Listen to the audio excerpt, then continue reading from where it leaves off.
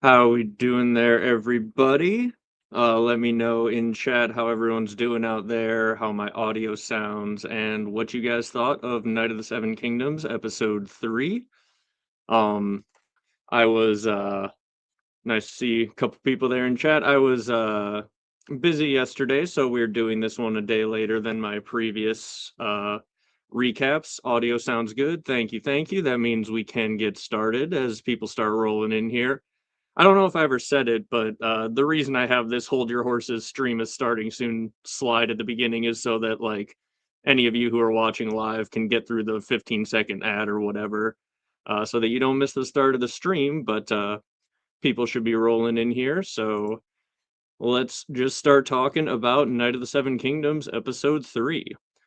This episode started with Egg doing his little training montage, which I thought was pretty adorable. In the last episode, we saw the jousting near the end, and you could see Dunk's life sort of flashing before his eyes as he realized what he was getting into. But Egg as well starts like he looks down at his hands, like, "Oh dang, like, am I gonna be capable of doing this?" He's looking at like as Dunk is watching the jousters go, and looking at what he has to do, Egg is looking at the squires who are getting the weapons for their knights and who are smacking the horses on the butt, making them run. And Egg is realizing at the same time, like, oh man, if I don't get good at my job, Dunk could really be in trouble here. So it starts with him sneaking away with Thunder and trying to get Thunder to go running and doing his thing. Um, and Egg talks to Thunder as though he is a person who can fully understand him, which makes me like Egg more. You know, I talked about this I think in episode 1. You talk to your animals as though they can understand you, otherwise they're never going to learn to understand you. That's just how it works. Um Loved it. Yeah. I loved it too. I thought it was really good. I've thought all 3 episodes are really good so far. Um, a bit on the nose, says Twiggy here, but um, yeah, we'll talk about some of the spoilery stuff at the end. But the big spoiler that I've been having to avoid for the first couple episodes was revealed this episode, so we can talk about it, and we might as well talk about it right at the beginning, because I assume all of you have seen the episode already. Egg is actually Aegon Targaryen, which is the big reveal that we've had to sort of dance around as content creators for the last couple episodes, and it's a pretty cool reveal, obviously. But um, we got little hints of it, right? Like there is the fact that Egg knew so many people and knew so many random things. That was definitely one of the big clues. And Egg, when the Targaryens showed up in the last episode, he like all of a sudden was like, I got to go back to camp. I'm going to get out of here because he doesn't want to be recognized. And we'll see him later on, even with like Sir Raymond Fossaway. When Dunk is introducing them, Egg is like keeping his eyes down and not making eye contact, probably because he's met Raymond Fossaway before. Obviously, not with his hair, shaved, but at the same time, he doesn't want to be recognized. And Egg in the books does have purple eyes, but they are, and this is a thing that George often does with the purple eyed Targaryens. Egg's eyes are so deep purple that they look a deep blue. Um, so this is one of the things that, like, even Jon Snow, people question, like, does Jon Snow have purple eyes because they're like a dark gray? And like that's another thing that George will do is like he has purple eyes that are the type of purple that sometimes in the right lighting looks gray. So you know, he his purple eyes are always a little bit hideable, and this is the case with Eggs as well. And yes, we will talk about this a little later on.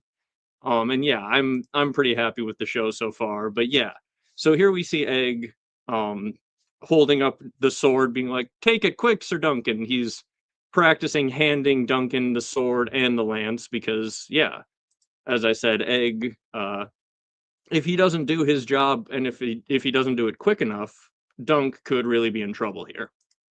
Um then okay, I can't be the only one. Let me know in chat if you guys had the exact same thought as I did. I can't be the only one who thought this guy might be Bloodraven when he shows up with an eye patch. And that is the correct eye to be Bloodraven. So I was like, oh dang, are we about to get something crazy here? Because I don't think this scene was in the books either way. I mean, I know this particular scene wasn't, but like I don't think we get like a direct interaction with this guy like talking to Egg either way. Um, oh yeah, and that's the other thing about this scene, because it's not in the books because there are no like specifically Egg POV scenes in the book.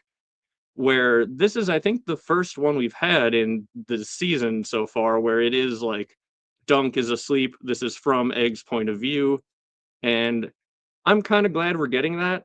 Like, I think we should stick to these two POV characters, but it is probably for the best that we're not specifically just sticking to Dunk. So we get some some scenes where Egg is off doing his thing, and I think over the course of the seasons that will allow them to add more cool stuff that isn't requiring Dunk to specifically be there. Um, but yes, thank you, thank you. This is my Lionel Baratheon inspired tinfoil antler hat. Um, but yeah, so this is Robin Reisling, who lost an eye in a jousting accident. And yeah, not a ton to say other than I definitely thought he might be Bloodraven showing up when he first got here. But he is apparently the maddest knight in the Seven Kingdoms, and he has lost an eye in a joust, which they show us very graphically in a flashback.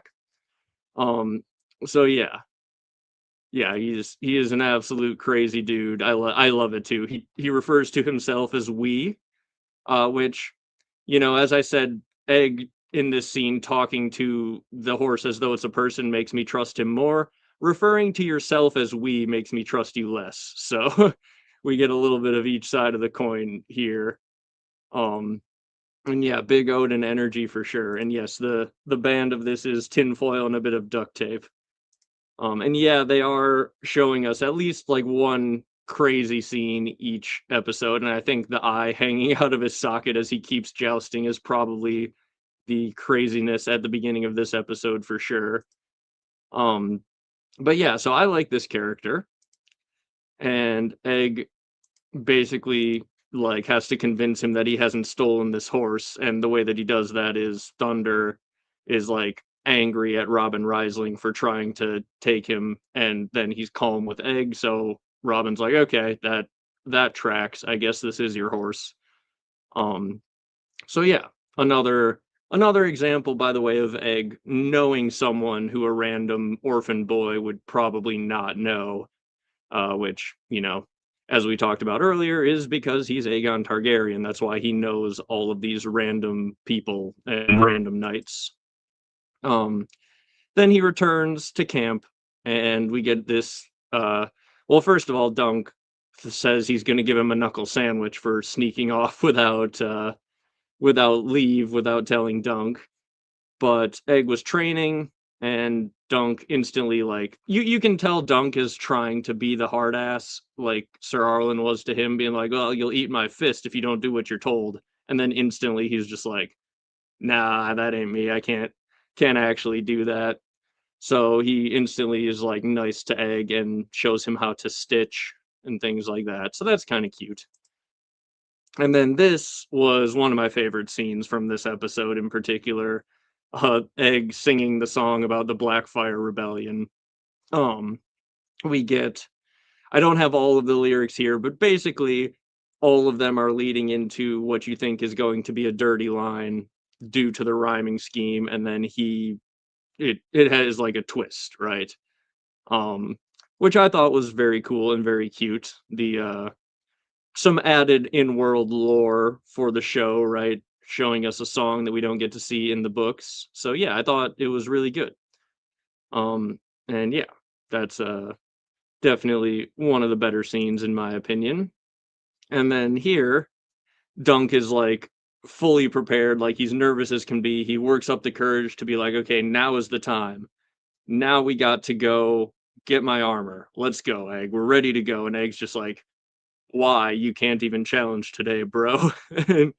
Egg's like, Dunk's like, what do you mean? Egg's like, yeah, the right of first challenge goes to knights of high birth and renown. Are you a knight of high birth and renown? And Dunk's like, what? No. He's like, well, then you can't challenge until tomorrow. He's like, so why have I been throwing up all morning? So that was funny. Egg knew.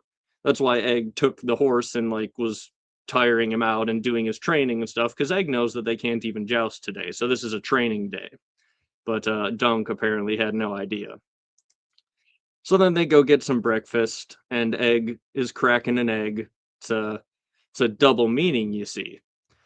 And I do like how Tanzel walks past. Well, first of all, I did like how the guy couldn't understand what Dunk wanted, and he was about to chop the head off the goose, and Dunk's like desperately trying to stop him, being like, "No, I just the eggs, please." Um, and then he gets his eggs. He turns around. He sees the cute girl he likes. He's like, "Do you like goose eggs?" Yeah. I thought that was funny. Um, but yeah, egg cracking an egg. Dunk breaks his yolk when he cracks the egg. Egg doesn't. Probably means nothing. But yeah, Dunk Dunk has not done any training, which is yeah, kind of funny. Egg is definitely like on the up and up. He needs to he knows he needs to train, whereas Dunk is just like, I guess I'm just gonna hold the lance pointed at him and hope I knock him off. But yeah, no. Realistically, Dunk should probably also have a training session with Thunder. I think Egg even says in the scene like he's twice as big as your last rider, so Thunder still has to get used to carrying Dunk around as well. Um, so yeah, it would probably be good to train a little bit, but what are you gonna do? Yes, goose eggs indeed. Um, but yeah, so they make a canonically Westerosi dish of a ham and egg sandwich. I think that's ham, right? Like those look like a couple slices of ham. If anyone has any other ideas, but I'm pretty sure this is a ham and egg sandwich that we now know exists in Westeros. Yes, Sandoz confirmed. Indeed. Oh yes, like the stream, everybody. It does help have more people show up so we have more people to chat about the episode with. Um and yeah, this is the crowd reacting to the joust. It was going to be part of my thumbnail, but the background removal tool did not understand that I just want Dunk and Egg in there, and I get why. And I wasn't going to go and manually like in MS Paint just erase everybody else. So unfortunately, this one didn't make it into the thumbnail, but it is a very good pic of Dunk and Egg being all excited. And Dunk and Egg giving each other a little bit of shit. Like, oh, I like hard salt beef. He's like, oh, I'm Egg. I just love grapes and all the soft, lovely food. Blah, blah, blah. Thought that was very funny. These two, like, they're a perfect odd couple, right? Like, you know, their chemistry is great. So after they watch a bit of jousting, they have this nice little chat on a field.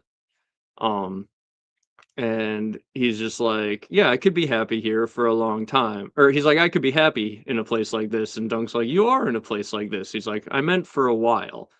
And we get this conversation that I think is interesting because um yeah, I will say, like, there are a lot of beers and such that when I was young, and even now, I don't really like most beer, but I drink other things when I wanna get drunk, but, yeah, I could understand where Egg is coming from, that he doesn't like it. Um, yeah, I really hope we get lots of seasons of this because they are a wonderful, wonderful duo. Um, not you can't prove that. um, but no, so Egg is having a chat here, which I find pretty interesting because, as we said, we realize at the end of this episode he is in fact Aegon Targaryen, the fourth son of a fourth son in the Targaryen family. So he's not really in line to inherit much, right? But he is at the same time royalty. So it is kind of interesting for him to like realize like, oh, I could be happy with like just a plot of my own land, raising cattle and crops and things like that. Like that is a realistic place for a fourth son of a fourth son in a royal family to end up. Like, he could get a plot of land and he could end up, you know, doing things like this, being a minor lord, hosting tourneys, all that sort of stuff. Like, it is, in hindsight, knowing who Egg is, kind of an interesting little conversation from that angle. You know, he doesn't need to aspire to all these massive things. He just, give him a little plot of land, let him raise some cows, he'll be happy. And Dunk makes a joke about uh lambs. Does he want to raise lambs? And Egg is very tired of lambs, having had to ride all the way to Ashford with a bunch of them, which was also cute. And then up shows Plumber. Right as, by the way, Egg is like having this dramatic conversation with Dunk where he's like, "Can I stay on as your squire after the tournament?" And Dunk's just like, "Well, if I lose my first joust, I'm barely gonna afford to be a knight at all, so probably not. But if I win," and he says, "You can," and he's about to say, "You can stay on as my squire," when Plumber interrupts. Now, this one, I'm going to make a poll in chat here. Hold on. Would you take the deal that Plumber is offering to Dunk? I think the poll should show up in chat in just a moment. Would you take the deal that Plumber offers to Dunk here? He says, "I mean, not to rob you, but to reward you." And what he's asking of Dunk is simply to challenge Sir Andro. He explains that the Ashford house has gone far too deep into debt celebrating Lady Gwyn's birthday, and they're going to need some money. So their plan is Sir Andro to lose on purpose to Dunk, and they're going to bet a ton of money on Dunk, which Andro is a local favorite, as said by Raymond later on in the episode. So Sir Andro being a local favorite means tons of people are going to be betting on him, and Dunk, all he has to do is just win. Like, he just needs to do the thing that he's already trying to do, and um then everybody wins basically. The Ashford house takes all the money from the betting because not many people are going to be betting on Dunk, and Dunk gets Sir Andro's horse and armor to ransom back, so he gets his money. And the thing about this is, I'll make my case here after I've let the poll run for a little bit, so you guys can definitely vote for what you would do. But I think Dunk really ought to take this deal, like, when it's offered. Dunk is obviously a very honorable person, as he says, "I don't want a victory that I have not earned."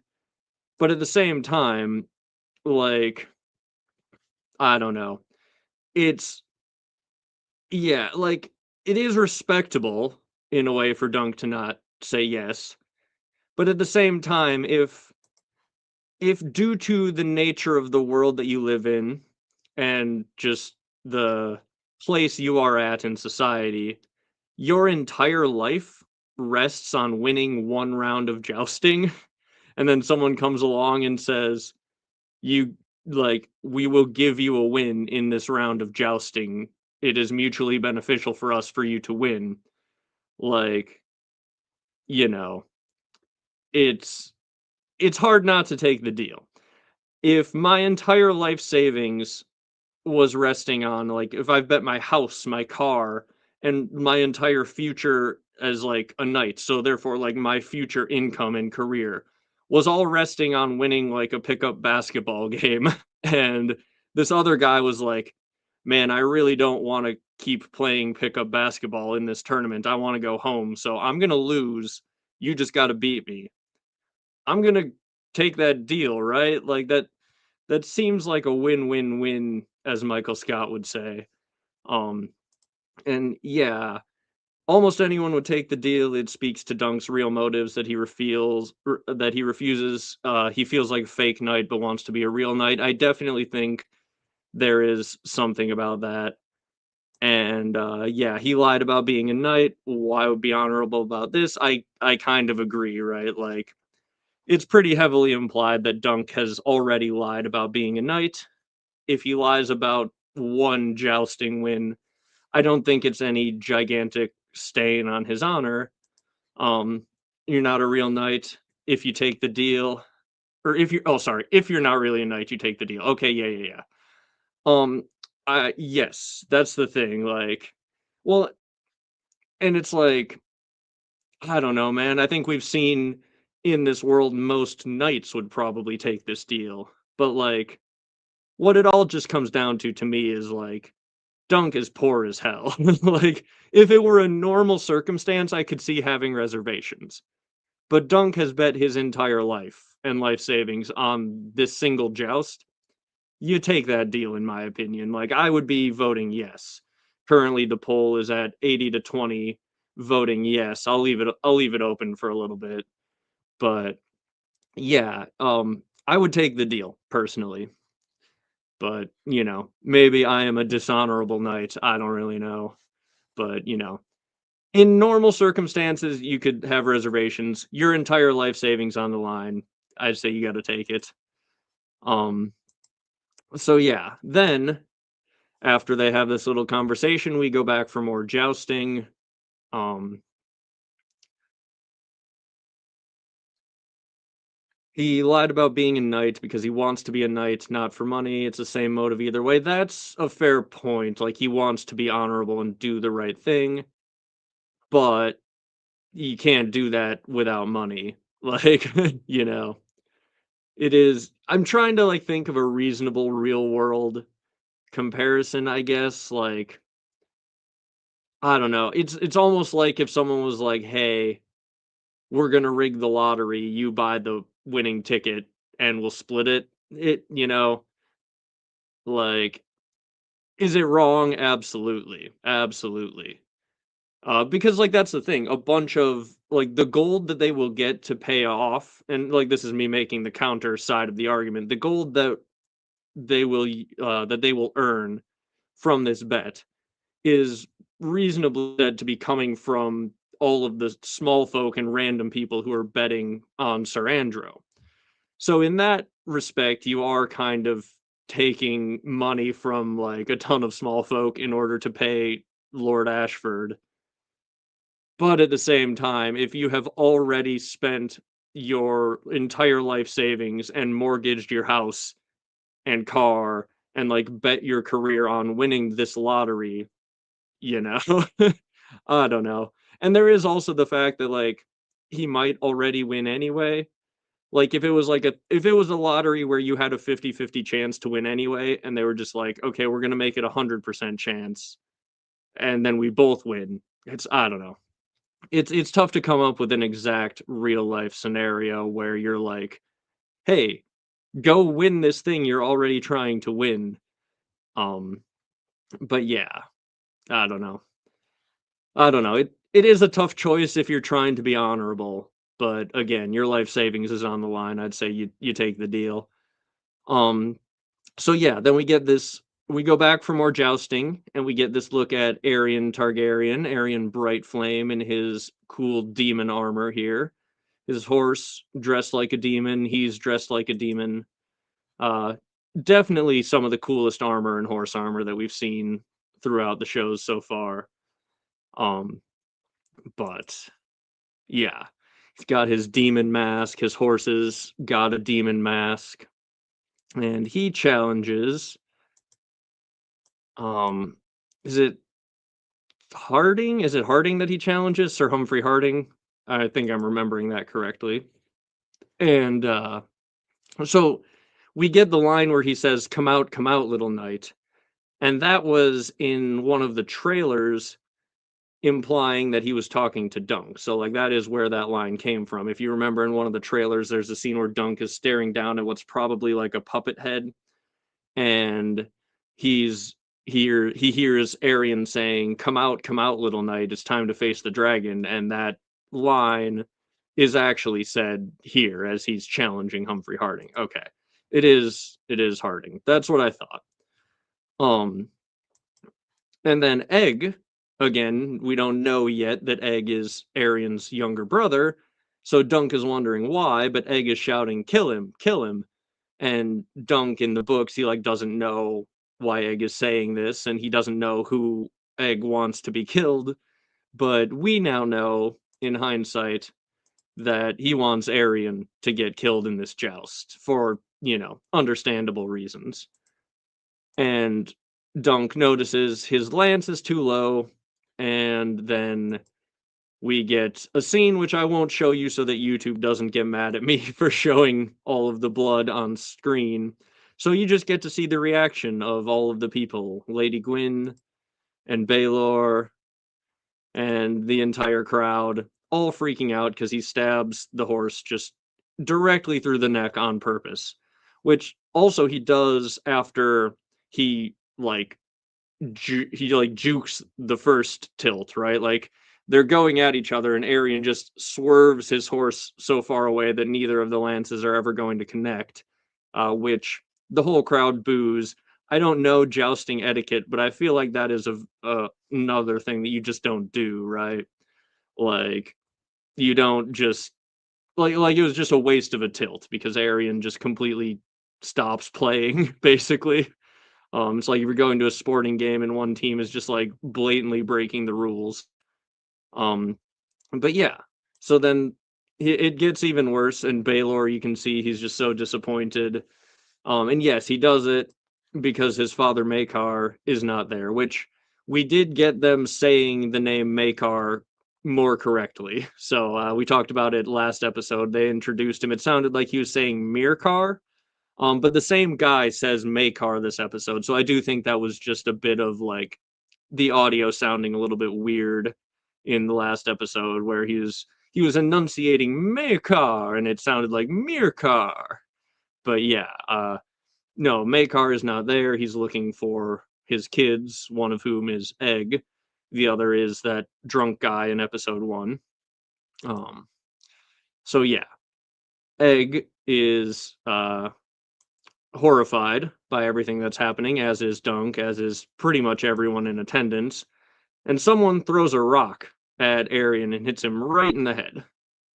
Um, and yeah, this is, something that they very like briefly touch on when he says like it looked like Sir Humphrey could win the whole thing or he could carry the day basically later on in the episode. They're talking about that. But yeah, like Humphrey is really, really good at jousting. Arion went to like the best jouster potentially in the entire tournament, challenged him, ducked him on the first tilt, and then killed his horse to get a cheap victory. And also the horse fell on him and broke his leg. So he's like cheated to take the best competition possible out of the tournament. Hello there. Nice to see you all. Thank you, by the way, for everyone for joining me. I said it at the beginning, but I'll say it now since more people have rolled on in. Thank you very much. It is cool to be able to do these live chats about the episode. Um, but yeah, so Arion gets hit in the head with a rock, and um, yeah, he had that's so I imagine like they just didn't show it, but it is the case that he has he has jousted many people. In the books, he has just taken people out left and right, looking real good. Does this count as a victory? Well, I don't think it does, but at the same time, I don't know that he is necessarily eliminated. And the other guy's got a broken leg, so it's definitely not a victory for him. So he has taken the other guy out, and he did lose his horse and armor.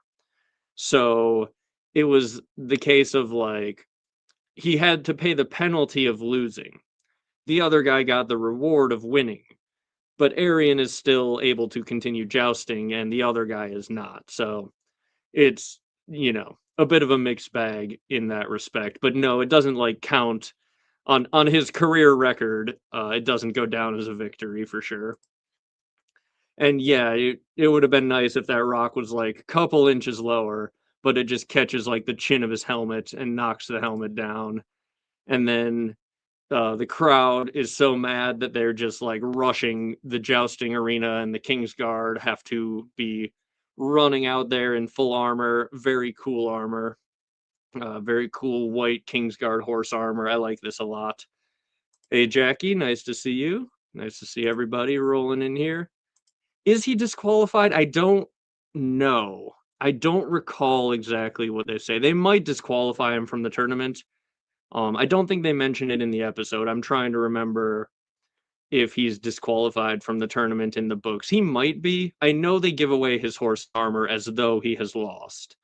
But at the same time, I don't recall exactly what they do in the books, because obviously the entire story does get a bit derailed by what happens at the end of this episode.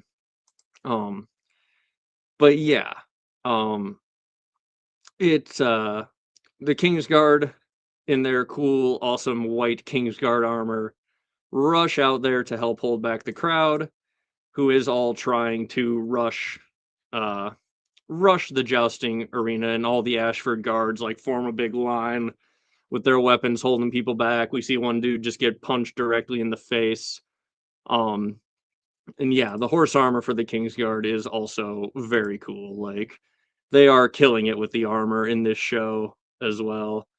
Yes, thank you. It is my tinfoil Lionel Baratheon helmet. Yes, exactly. Yes, like the stream, everybody. It does help. Yeah, it is pretty Lord of the Rings looking, right? Like, these dudes could be riding out of Minas Tirith, and they would be, you know, they'd fit perfectly. So yeah, and then this dude walks out, puts the horse out of his misery. The whole very sad scene. You know, awful, awful scene. You don't like it when animals die, and Arion just kills this horse for no reason at all, other than just to make mischief. And Baylor like has this look on his face because he's like, guys, we are here to like look good. We are here to make the people endeared to us, and we don't have dragons anymore. We now have to play politics and be like a respectable royal family. And he's got freaking Arion just ruining their reputation, nearly causing a riot. And you can tell, like, the look on his face. He's not entirely surprised that Arion has done something like this. And yeah, this is who Arion is. And yeah, they do have the spikes on their helmets, a bit like the Unsullied. It's a very cool look for sure. Um, so yeah, and then we get our boy Lionel Baratheon here, the Laughing Storm, just singing his head off about Alice with the three fingers. And this scene is hilarious, partially because, we got Lionel Baratheon drunkenly dancing on a table singing about a girl with three fingers who'll shove them up your ass. But then Egg turns it into like a very philosophical discussion with Dunk about like what lives on in your memory and things like that, right? Like, it like harkens back to the scene of Tywin talking about legacy with Jaime in the beginning. Yeah, it really is a bit of a masterpiece.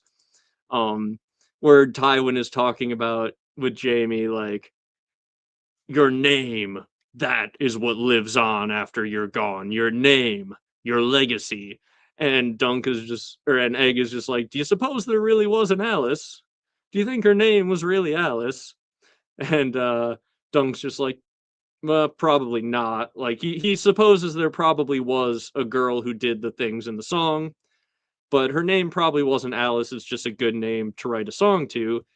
And Egg's just like, so that means there's a girl who was so good at sticking fingers up your bum that she became famous for it, and they couldn't even bother to get her name right? And Dunk's just like, if there's a lesson in that, it's for wiser men than me to say. And then they have like this, yeah, it is the three finger discount. And yeah, you don't have control over who tells your story once you're gone. So, hey there, Cindy. Nice to see you. But yeah, it's a very funny scene of like a discussion about legacy, really. And Egg is like, well, I think it's a song about honor. And Dunk's like, what do you mean honor? And he's like, well, she's going above and beyond. Isn't that what you're supposed to do? They pay for a finger, she gives them the whole arm bone. It shows that she was willing to go above and beyond. And Dunk's like, "Oh, all right, I guess." And Egg's like, "I think her name was Hope. It give it is it gives hope to all who say it," something like that. Like he's just like, "I think her name was Hope, and it should inspire everyone." This song about this girl who sticks her fingers up your bum. And yeah, it was phenomenal. Like Egg is getting deeply, deeply philosophical about this silly drinking song about Alice with the three fingers, as this is what's going on in the rest of the room. It's great. Very, very fitting for a Song of Ice and Fire. And then, okay, so they go walking and they see Plumber, and Plumber gives Dunk the look of like, "Hey, you come to accept my deal," which in the poll, if for those of you who just joined, the poll, the yes or no is, would you take the deal that Plumber offered to Dunk? Currently, the poll is sitting at 76% of you would take the deal to go and win the joust that you are already trying to win. And yeah, hope for all to receive the three-finger discount. um, but yes, Plumber is giving Dunk this look, and Dunk like looks away and just shuffles on past. So he doesn't go and accept the deal. And I think that is roughly what we're meant to take from this, is that Dunk is not prepared to accept this deal. But later on, when he's talking to Raymond, he does point out, like, "I am thinking about challenging Sir Andro." So, you know, it's definitely up in the air as to whether or not he was going to take it. Again, I would probably take it, but, Oh yeah, this is interesting. I hadn't thought about this. The parallel, the finger song foreshadowing Tanzel's fingers, because she's gonna get her fingers broken later. That is interesting. I had not considered, but yeah, um, I don't know. Maybe in season 2 we'll get a flashback to her three good fingers up Dunk's bum. You never know. With this show, you genuinely never do know. But yes, in Dunk's financial situation, like you got to take this deal. And yeah, this is the appropriate way to consider to think about the idea of Tanzel and what she's about to do with her fingers when Dunk finds her one day. We hope Dunk finds her one day.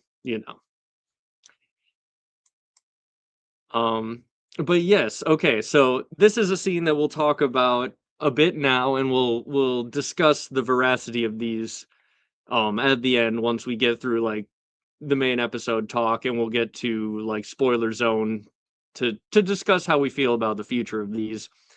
But they meet this fortune telling lady, and she tells Dunk, "You shall know great success and be richer than a Lannister." And then he says, "Okay, do the boy now." And she says, "You shall be king and die in a hot fire, and worms shall feed upon your ashes, and all who know you shall rejoice in your dying." And Egg is just like, "What the hell? Why would she say that?" And Dunk is laughing at the entire thing, because he's like, "Why would she say what? Like, she's obviously a BSing fortune teller. Like, this is what happens at these tourneys. Some lady comes up to you and pretends to tell your future." And so, yeah, it's funny because Dunk is just laughing at the whole thing, but Egg is like, well, because Egg knows he's a Targaryen. He's like, well, wait a minute. If I'm gonna become king, like everyone in my family would have to die. Like he's like shaken by this, because it's not entirely unreasonable of a fortune, and it's hitting a bit too on the nose for Egg to just like laugh it off the way the Dunks is laughed off. So yeah, um, it's you know, and yeah, curious who mothers in Game of Thrones the lines of Dunk's kids. Yes. Um. So yeah, there are many theories of people who are possibly descended from Dunk in the main series of books, and like Tanzel could end up being, eventually the mother to one of Dunk's kids. We don't know that, but if there's some tall person hanging out in the books, many people often connect it to Dunk. And with at least a couple examples like Brienne and potentially Hodor, like there is definitely some meat to that. So the more Dunk and Egg stories we get, the more tall people that we may be able to draw connections to. Um, so is the fortune teller Bloodraven in disguise? I hadn't considered it. She's got necklace on, which could be used for glamoring, right? Like you can see, got those fancy jeweled necklace. That's not entirely unreasonable. Um, that maybe this could happen. And we will talk more about it, as I said, um, once we get through all of the scenes. Like, we'll talk about how we'll talk more about the fortune teller at the end. We'll get through the rest of these scenes pretty quick, and then we'll talk about the fortune teller in more detail. Um, but yeah, so this is where Raymond shows up, and he's just like, "Yeah, I've seen you with this boy around. What's up?" He's like, "This boy's my squire," and Egg's like refusing to make eye contact because Raymond is someone who, in theory, could recognize him because he knows, like, oh, yeah, Makar's sons are missing, and he knows who all four of his sons are. So Egg's just like, yeah, I'm gonna go wait at the puppet show. You guys go drink cider. And I love how in this scene there's like seven different like dishes just full of apples all around the tent. Like they are obsessed with apples in this house, and it's very funny. Um, um, More talk about the fortune teller. I'll come back to these things in chat in just a moment. We'll get through these last couple scenes, and then we can go full spoilers. Um, but so uh, Dunk says, my squire thinks Arion meant to kill the horse, and then Raymond Fossaway goes like full ham, like, I promised I wouldn't talk about politics, but now I've had one drink and I am going to go on a rant about the royals. And he says, they're incestuous aliens, Duncan. The blood magickers and tyrants who burned our lands. They burned our lands, delivered a plague onto our houses, and poisoned our water supply. They did? No, but are we just gonna wait around until they do? That's the that's what it reminded me of. But the reality is, yeah, the Targaryens have done all of these things. So yeah, accurate rant from Raymond Fossaway here.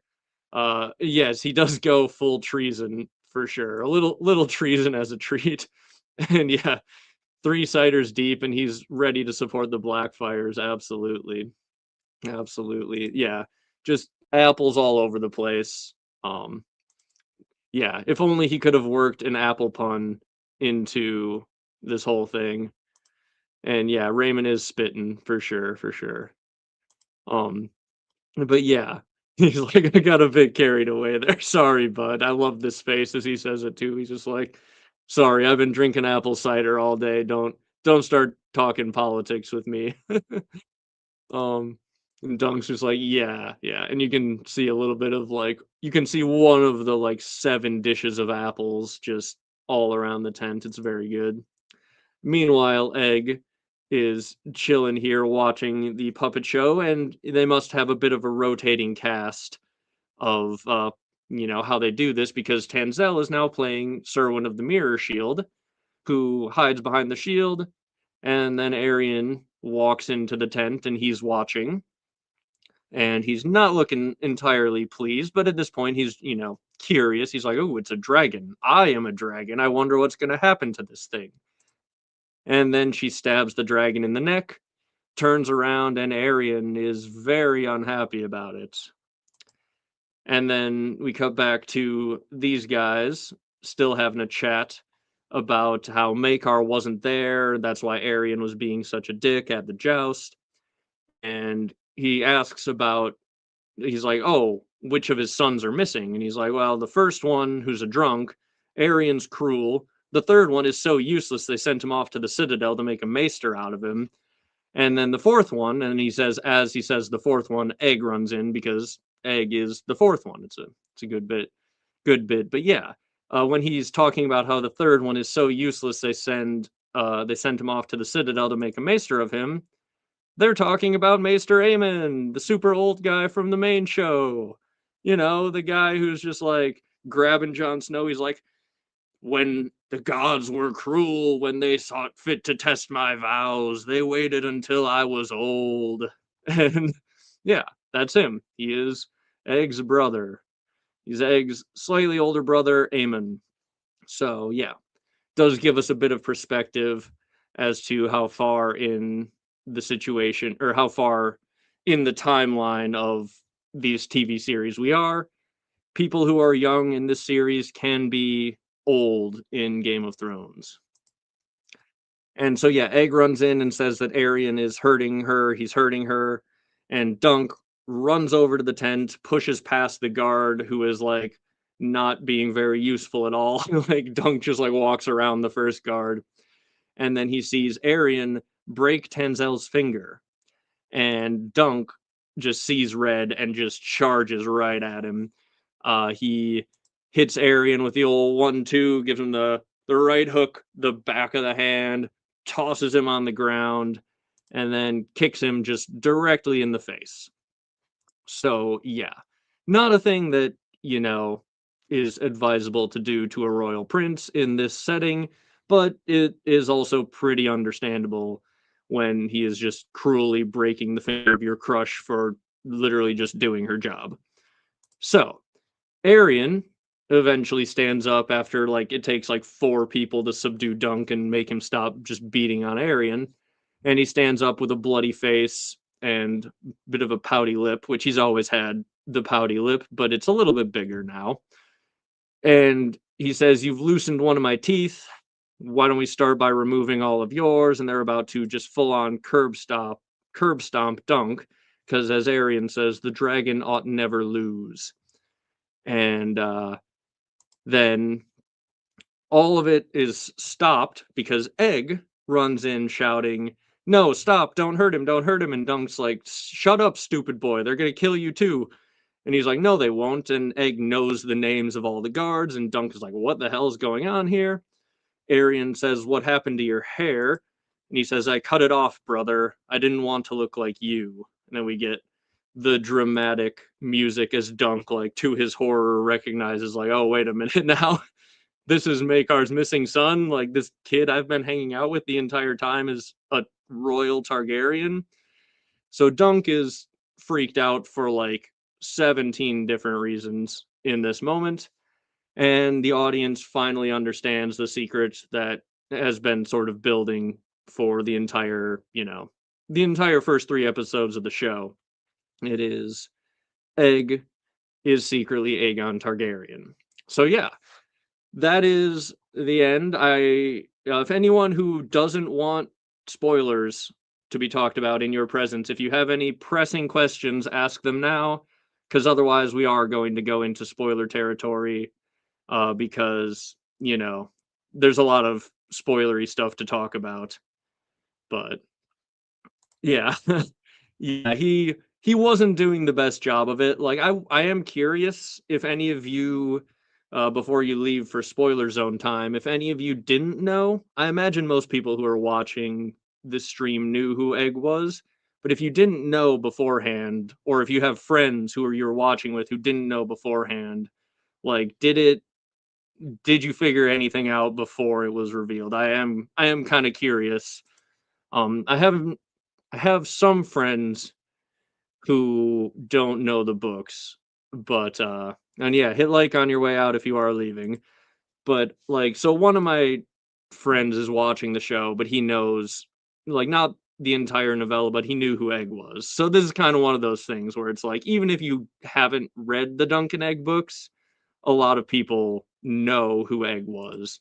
Okay, so that is good. Like I thought they did a good job for the most part of like you would know something was up. You might even figure that Egg is like someone somewhat important, but you know, if you weren't like fully engrossed in the fandom, would you figure out that he's Aegon Targaryen? Yeah, like okay, so on Reddit, non-novella readers had basically figured it out. It is hard to kind of keep a secret like that if you're involved in Reddit discussion type situations. There were a lot of clues. there are a lot of clues that, like, I think, like I said, I think they did a good job of doing things that when you know who he is, you're like, ah, I see what they're doing there. Like him saying "my lord" instead of "my lord." Um, him knowing everything about all these important people. But yeah, like he'd be hard not to get suspicious of, and um, he'd be hard not to like suspect something is up. But suspecting something is up, him being literally a Targaryen, are different things. Um, I listened to the book with my mom on a car drive, and she had no clue despite figuring out Darren was a target. That is that is funny. Like that's funny if someone like put together that Darren, the drunk guy in the first episode, was a Targaryen but not Egg. Like that is kind of a funny little thing. Um, Appreciate it. Thank you. Thank you for being here. Yeah, the stream is a day late. Normally, I was doing these on Monday, but I was very busy yesterday night, so had to kick it back a day. Um, and okay, yeah, I haven't been involved in much of the Reddit discussion or like really seen any of it, but yeah, that is a good idea to do two different threads to discuss things.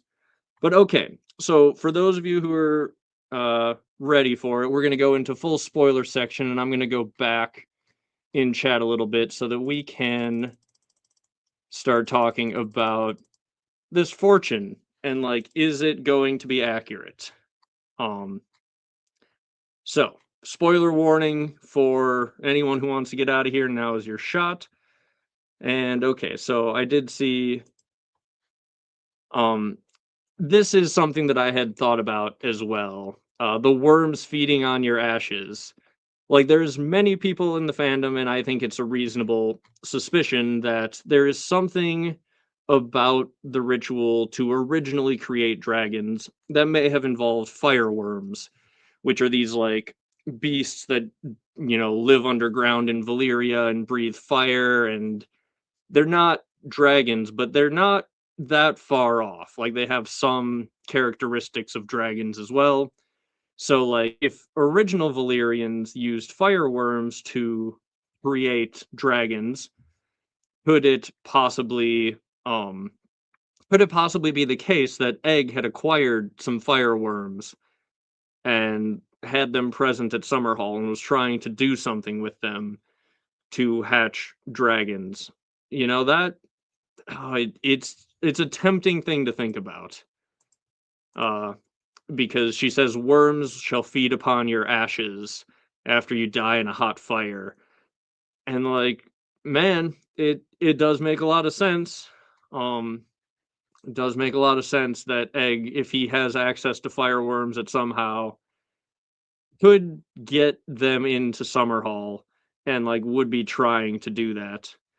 Um and yes, I that's the thing, right? So that is roughly what a lot of people think went on, is that you take like a base, like a fire worm or something, and then you do blood magic next to it to infuse it with a human spirit, right? There's the line, the dragon has three heads, and it's in Daemon's song that he sings in House of the Dragon. In the Hot D like intro, there's that scene where there's the tapestry of them like sacrificing a person, and like the spirit is leaving that person and forming out of smoke the head of the dragon on the tapestry. So yes, this is something that I've talked about in previous videos on my channel. I definitely think there is something more or less like this, where you take a basic, like a fireworm, something like that, and you do human sacrifice to magically manipulate it to get the dragons that the Targaryens have. Which, if Targaryens are sacrificed originally, then they are the blood of the dragon, right? Like there is Targaryen souls and spirits inside these dragons. So, Egg using fireworms in Summerhall is something that makes sense. Um, and yeah, so she does have a little mark on the side of her face there. It's not super prominent, but like honestly, I could see it. Like I could see that suggesting that at least it could be there to make us think about it being Bloodraven.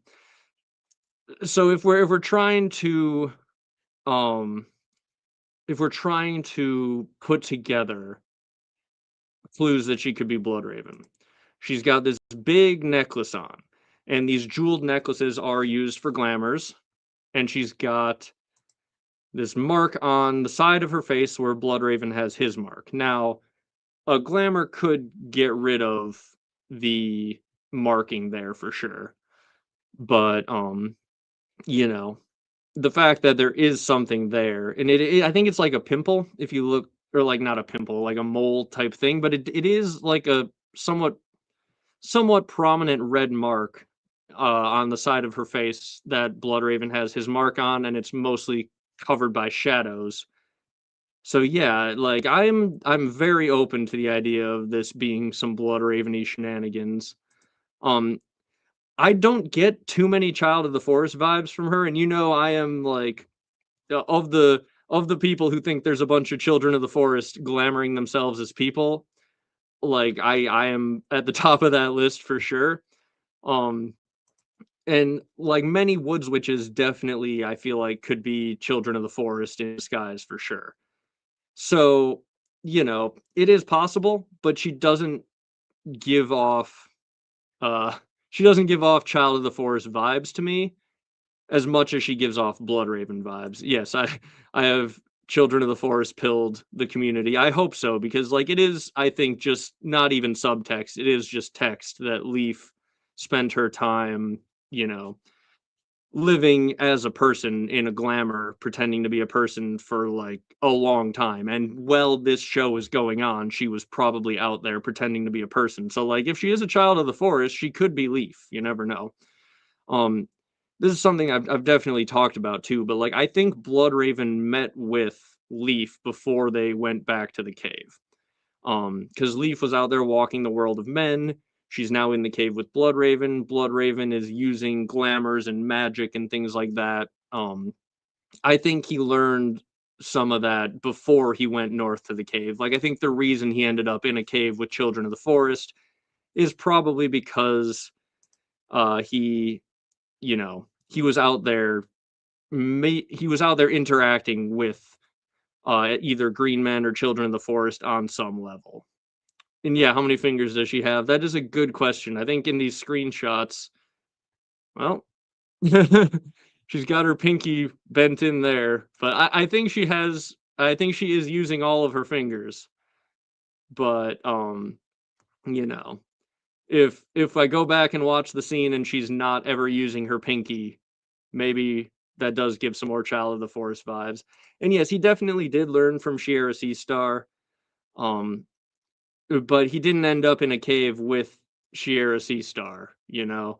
He ended up in a cave um he ended up in a cave with Children of the Forest. So, yeah. Let's see. I want to scroll back just because when we were going over this the first time, there's some more good comments. Yeah, the fortune teller having the birthmark. Um, And yeah, so that's the thing. We were talking about Egg reacting to this prophecy. By the way, we are in spoiler zone for anyone who has just rolled in. We're in full spoiler zone discussion of these prophecies. And yeah, so there's a bunch of people ahead of him in line who need to die for his prophecy to come true, and many of them do start dying pretty darn quickly. Um, and yeah, Bloodraven could definitely be in disguise trying to make sure that like things haven't gone completely off the rails. I did like make note of in my first stream talking about like when Dunk was pooping next to the tree and like the very opening of the show, there's a bird looking down at him and giving him like the side eye. I did like joke, but not fully joking that that could be Bran or Bloodraven checking on Sir Duncan the Tall. Um, but yeah, yeah. Um, and yeah, it is a mole, not a birthmark, but it is like in this lighting, it doesn't look that dissimilar to a potential like red mark. The glamour maybe couldn't hide it entirely, so it became a big mole instead. You know, glamours are weird with how they seem to work. Um, and yeah, uh, maybe that is where Egg got his fireworms. Maybe they've like kept specimen of whatever came out of Area Targaryen, like kept it, you know, under the Red Keep or something somewhere. Um, this is a good question. I tend to lean towards the idea that Bloodraven is trying to bring about the best possible future for the realm, doing so in a way that requires tons and tons of people to die. And making tons and tons of people die is not evil. So he's like the ultimate like for the greater good type of fella for sure. So yeah, I have a video about like what I roughly think his plan is, and it it seems to be um because this is one of the things that I will probably also have another video coming out before too long about. It's not like in the works yet, but it's on my to-do list of like why hasn't more been done to stop the others if we now kind of know that there was a prophecy that foretold all about them.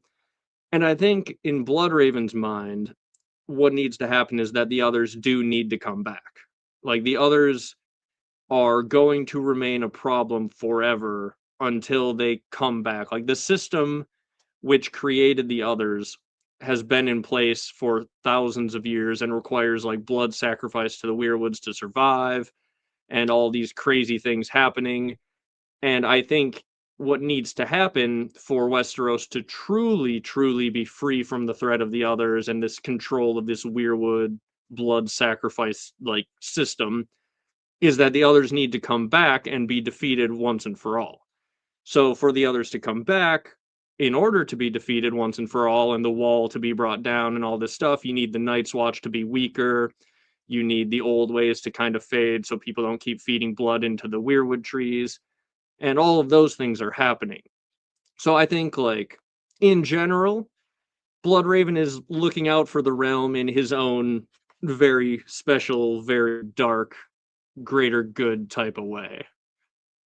Um, yeah, this is the one thing that like what would Bloodraven gain from this? That is probably the best argument that this isn't Bloodraven. Um, because why?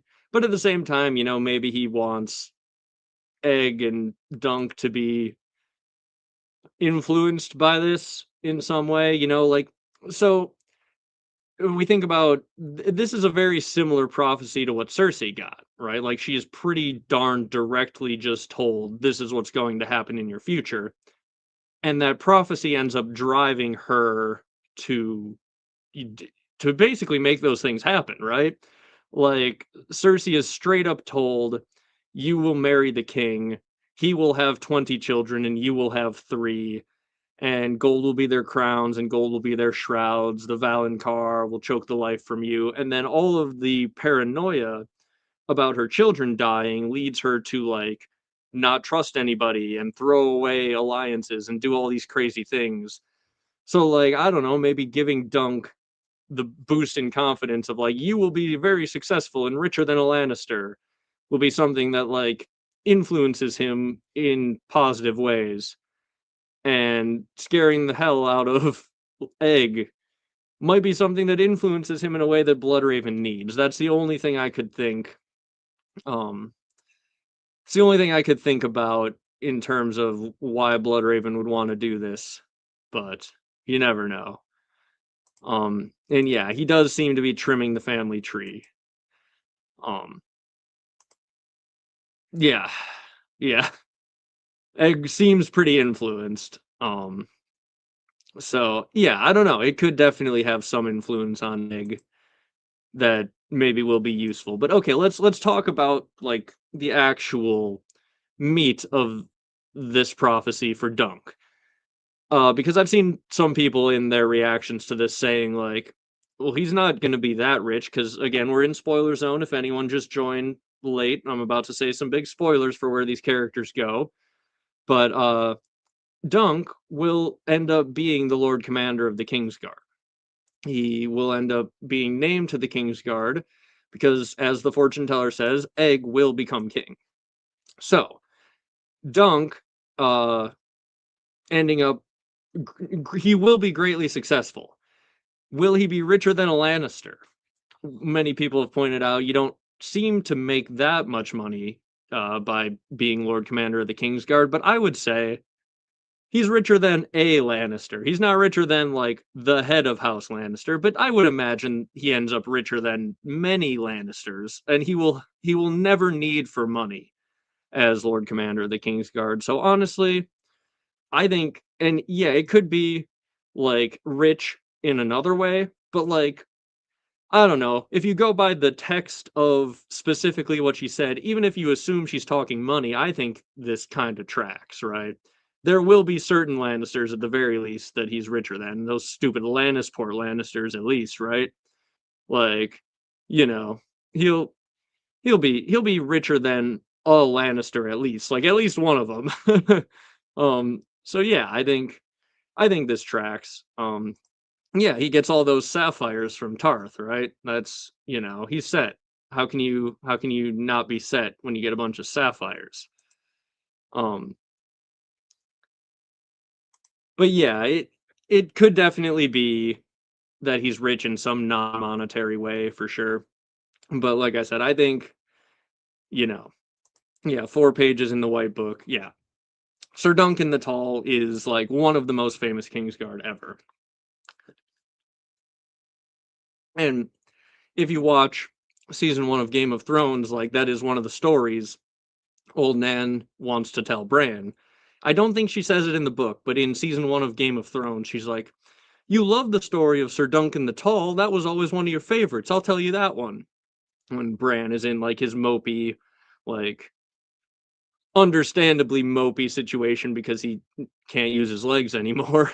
But he's just like, "I don't want to hear your story." She's like, "What about the story of Sir Duncan the Tall? That was always one of your favorites because he is, you know, incredibly famous." Um, And I had looked it up when Sir Duncan the Tall came up in A Search of Ice and Fire, and I don't think she says it in book one, because as far as I could tell, Duncan the Tall only came up in Jaime's POV, and one of the times he was thinking about the time that Duncan was unhorsed by a young Barristan the Bold. So yeah, like if this show keeps going far enough, we will get to see Duncan jousting against Barristan, which I really hope, I hope the show goes long enough that we get to see that because that would be awesome. But yeah, so and then again, because the viewer count keeps growing, we're in full spoiler zone. I'll say that every once in a while. But yeah, then we get to the prophecy for Egg, which is that he will be king and he will die in a hot fire, worms shall feed upon your ashes.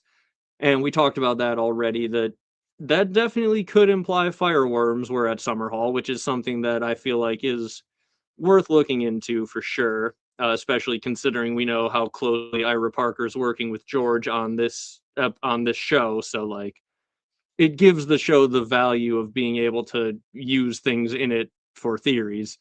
So yeah, like this definitely feels like there could be some interesting implications for Summerhall. But then the other interesting implication is all who know you shall rejoice in your dying. That's a hell of a line, right? Like, it's one thing for many people who know you to rejoice in your dying, but like everyone? That implies like even Dunk is like, damn, man, this guy is too far gone.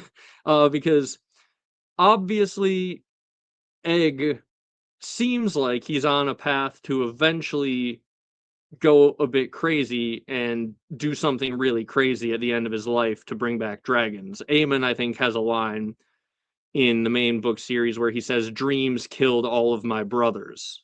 He might even say, "Dragon dreams killed all of my brothers." Um, and yeah, like, what is Egg? Because the general assumption, one of the key things that many people think Egg was doing at Summerhall was trying to sacrifice Rhaegar or potentially other members of his family in the fire in order to bring back those dragons. So, like, if Dunk, who saves Rhaegar at Summerhall, you know, if he is even at the point of rejoicing in Egg's dying, that means Egg is very far gone. Um, so yeah, like, and yeah, all the lords were kind of sick and tired of Egg, because he was putting through a bunch of reforms, which were fairly quickly abandoned after he died. Um, because yeah, he's a good dude, and he was trying to do good things, and the lords were like, "Whoa, whoa, whoa, there, buddy. We don't feel great about that." So yeah, it is really, I suppose, the question about this line is, how seriously do you take it when she says, "All who know you will rejoice in your dying"? Because if it's most people, that is understandable, but if it is literally everyone, that must mean that even probably before Summerhall, like in the lead up, Egg could be going pretty darn kooky by the time we get there. Um, so yeah. Yeah, yeah.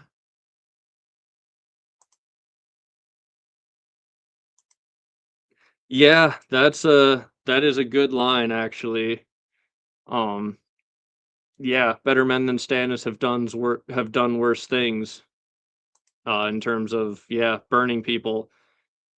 Uh, as Raymond says here, they're blood magickers, man, and they're blood magickers who are very, very tempted to use that blood magic because it does have power in this world.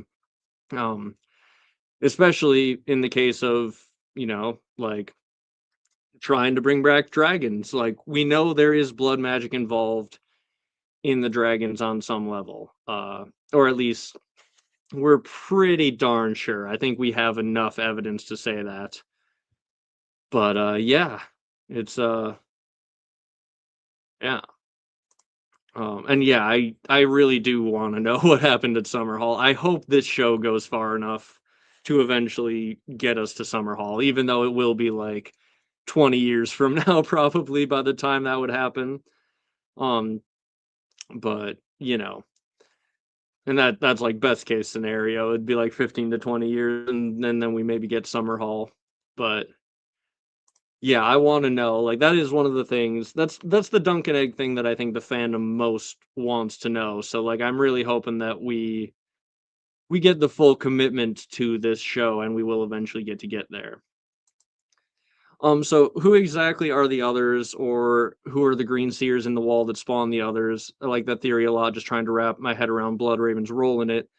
So the way that I see it is that the old ways are essentially sort of like how we were talking about the Targaryens did blood magic, by sacrificing people to ensure that, like if the Targaryens are literally the blood of the dragon, and there were ancient Targaryens who were sacrificed to create the dragons, and then therefore that line of dragons is loyal to the Targaryens, which would make sense because you seem to need Targaryen blood in order to fully like bond with these dragons.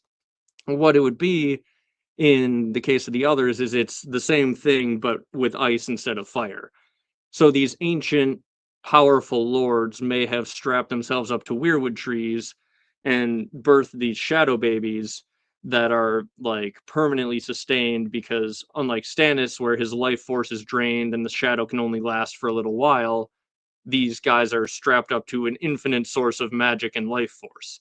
So essentially, the blood sacrifice to the weirwoods over thousands of years feeds life force into the bodies in the roots of the weirwoods, and that life force and magic is then able to allow their shadows to be sustained. And those icy shadows that we see are the others, who were at some point driven north of the wall.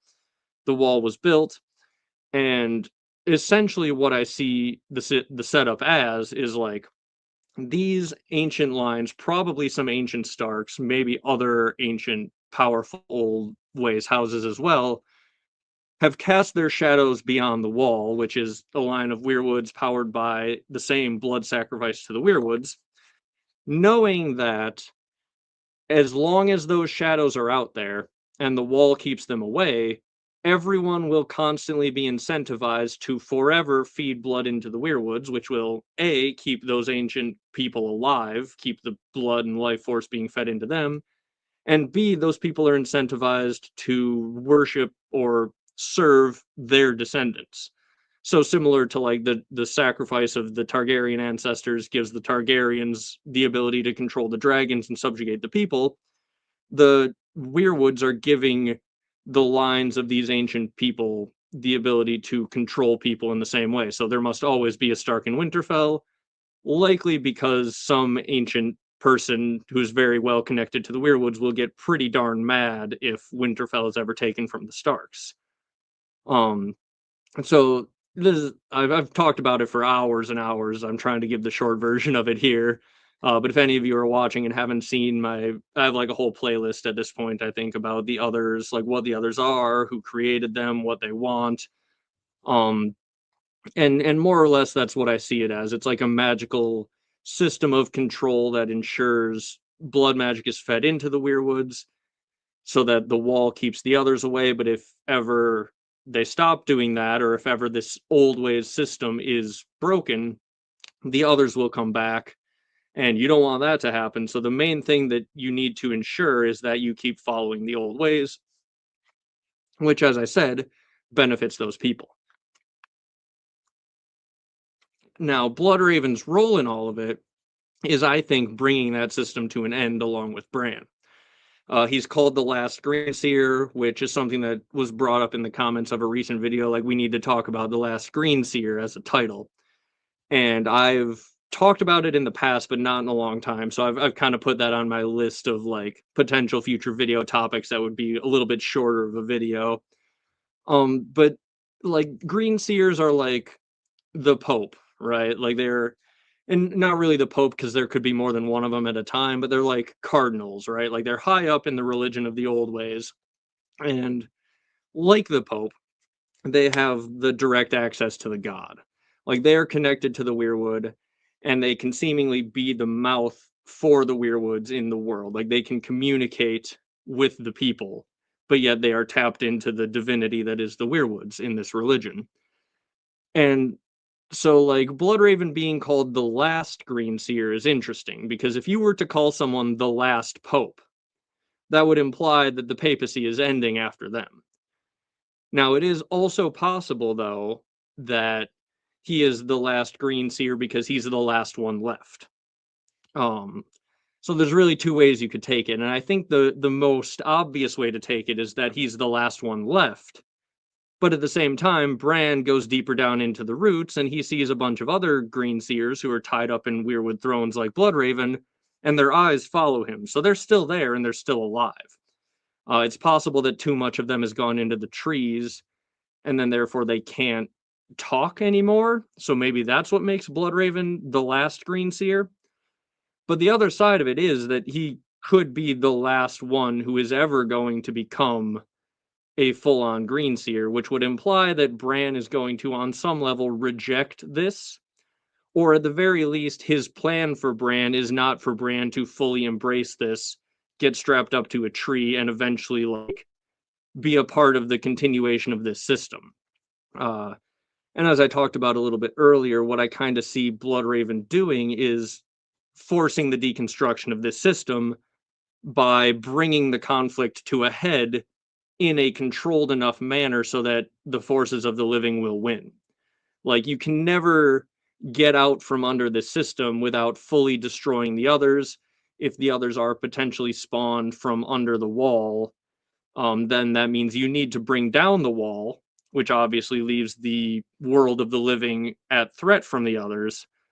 So, yeah, if Bloodraven is trying to get everyone past this old ways system, he needs to essentially orchestrate the fall of the wall and the return of the others at the exact moment in which humanity can win and can defeat them and move past the system. And that is generally one of the biggest things that I have talked about uh, throughout many, many videos on my channel. Like the old ways are the issue. Um, the others probably need to come back and be defeated, and I think that is what Bloodraven's trying to do. So hopefully hopefully I answered that question as best I can without rambling for like 3 hours. um, Dunk, yeah. Well, if only Dunk had some pocket sand, he could have defeated Arian easily. You know, if he had just used pocket sand, Arian wouldn't know where to look. He wouldn't be able to do anything, and then maybe he could have killed him with those couple punches. But didn't have his pocket sand ready. Um, so this is an interesting one. I don't know about the death of magic, but I do think the ending of the series will see like these magic bloodlines very depowered, right? Like the Starks and the Targaryens are these magical bloodlines that are able to use their connection to the Weirwoods and the dragons, respectively, to essentially rule for 10,000 years. Or in the case of the Targaryens, have the Valyrian Empire, which lasted for thousands of years, and then rule Westeros for the last several hundred years, because they're just so much more powerful than everyone else. And this is another video that's on my to-do list that I eventually will make, is what is George R.R. Martin's Scouring of the Shire, because he's talked about how much he loves the Scouring of the Shire in The Lord of the Rings. And I've talked about this as like a tangent in other videos, but it will get its own video at some point. I think if you look at the Scouring of the Shire, it is when the ring has been destroyed, the world has been saved, but the heroes return home to find that their home has been taken over by dark magic, right? Um, Sauron has taken over the Shire. The hobbits need to like lead an uprising to kick him out. So it's a moment where after the big bad is defeated, after the world has been saved, you need to kick dark magic out of your home in order to truly save your home.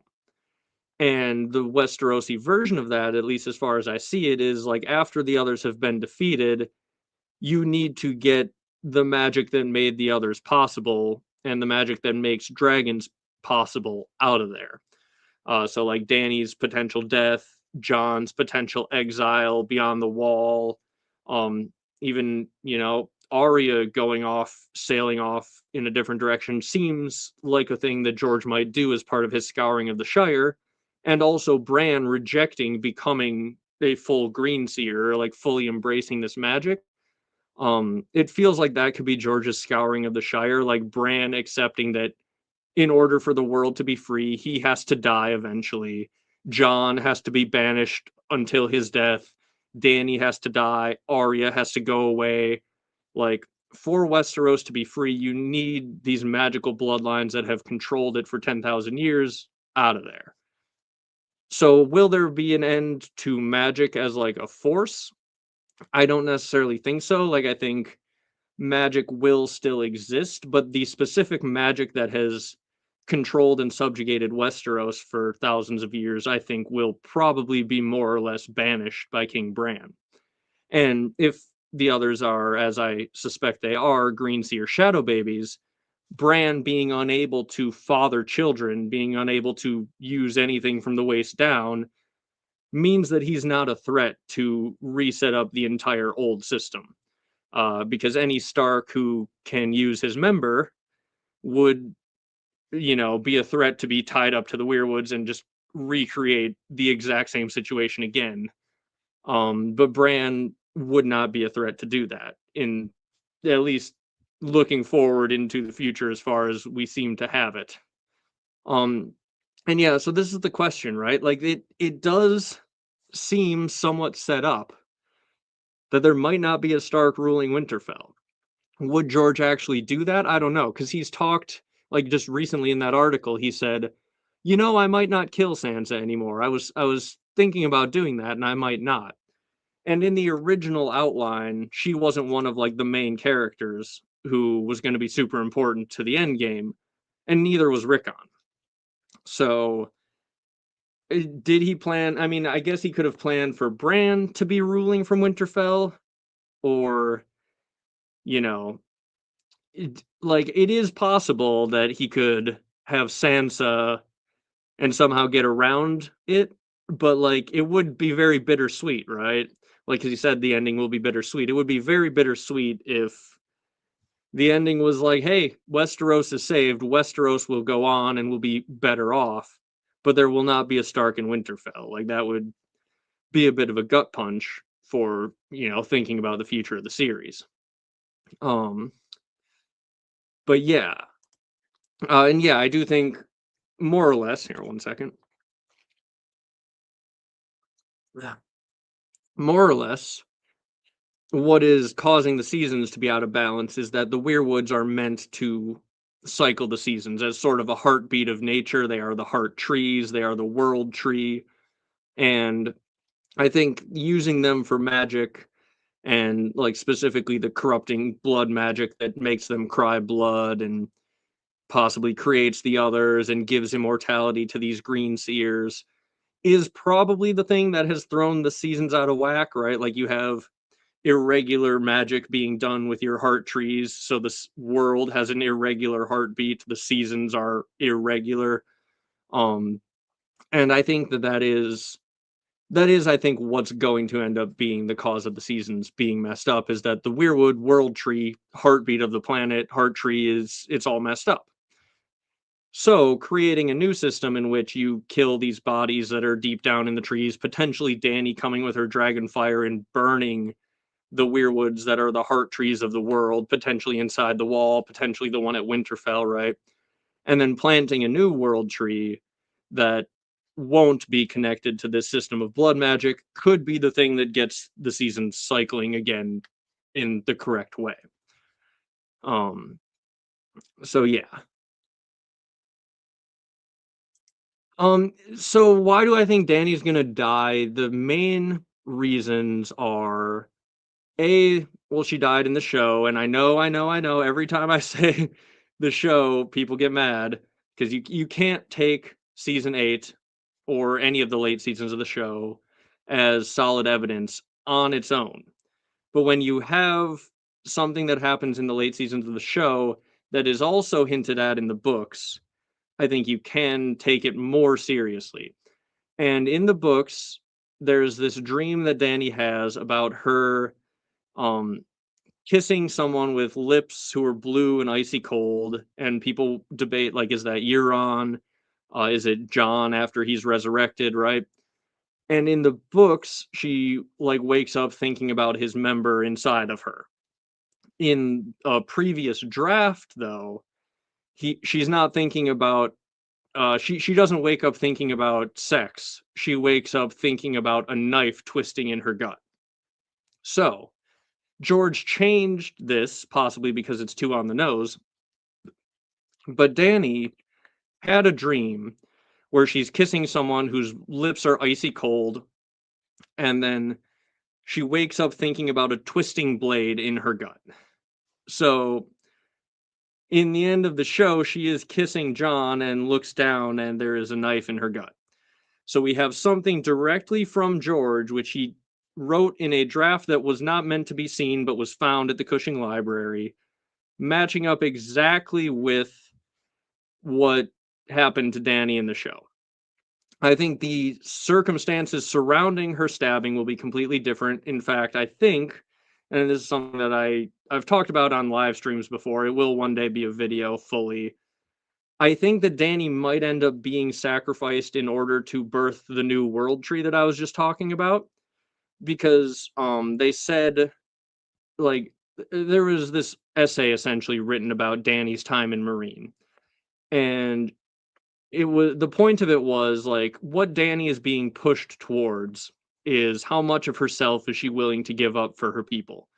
So she's giving up her ideals of like there can be no fighting pits, there can be no slavery, and she won't get married. And um one by one, all of these things in Meereen she has to give up. She has to marry Hisdar to try and bring peace for her people.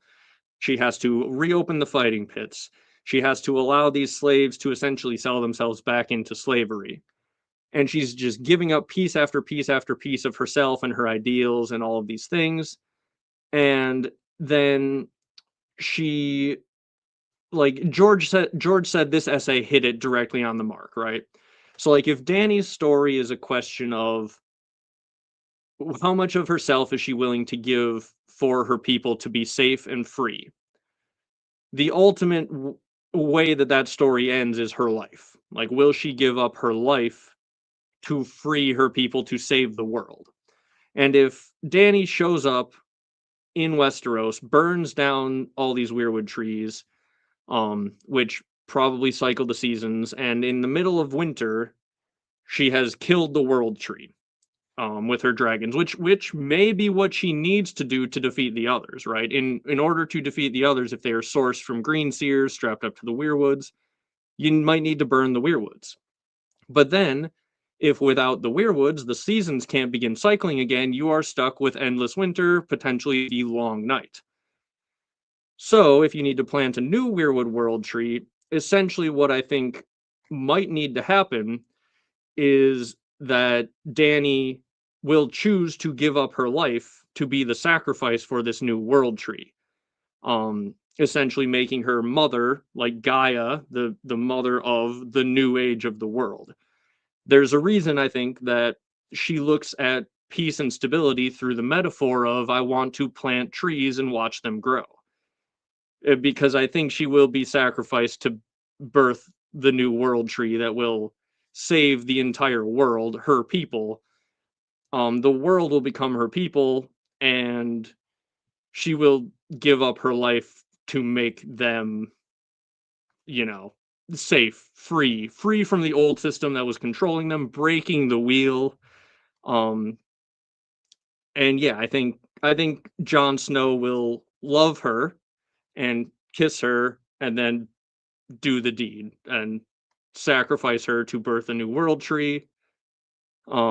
And yeah, I think more or less she will die a hero. Many people may not know about it. Like when I talk about Dany going mad, or like, I think it'll be more that she's looked at as mad, and she will maybe do things like embracing fire and blood before realizing like that that's not the correct way to go. And I think Jon and her will probably go to some fairly dark places before the end of the story. But I think, yeah, Dany will probably die a hero, sacrificing herself to bring about a better system. Um, and yeah, I think it just fits really well with the imagery of her character to be Gaia for the new age, the Earth Mother, Misa, So that's it's one of my like long videos that I want to like actually go back and re-listen to all of Dany's chapters before I make that video. But I have talked about it on stream before, so I don't mind talking about it here. But that is more or less what what I'm building towards. Like if you look back at some of my other videos, um, I think you also get hints of like building the building blocks of like the world tree is important, planting a new world tree, like, you know, a lot of this stuff is like setting the table for eventually a big long video where I talk about here's how I think Dany's story is going to end and why. And I think I just mostly summarized it right there. So yeah. Um and yeah, I think yeah, it feels like that's what her story is building towards is the thing that she needs to give up eventually is her life.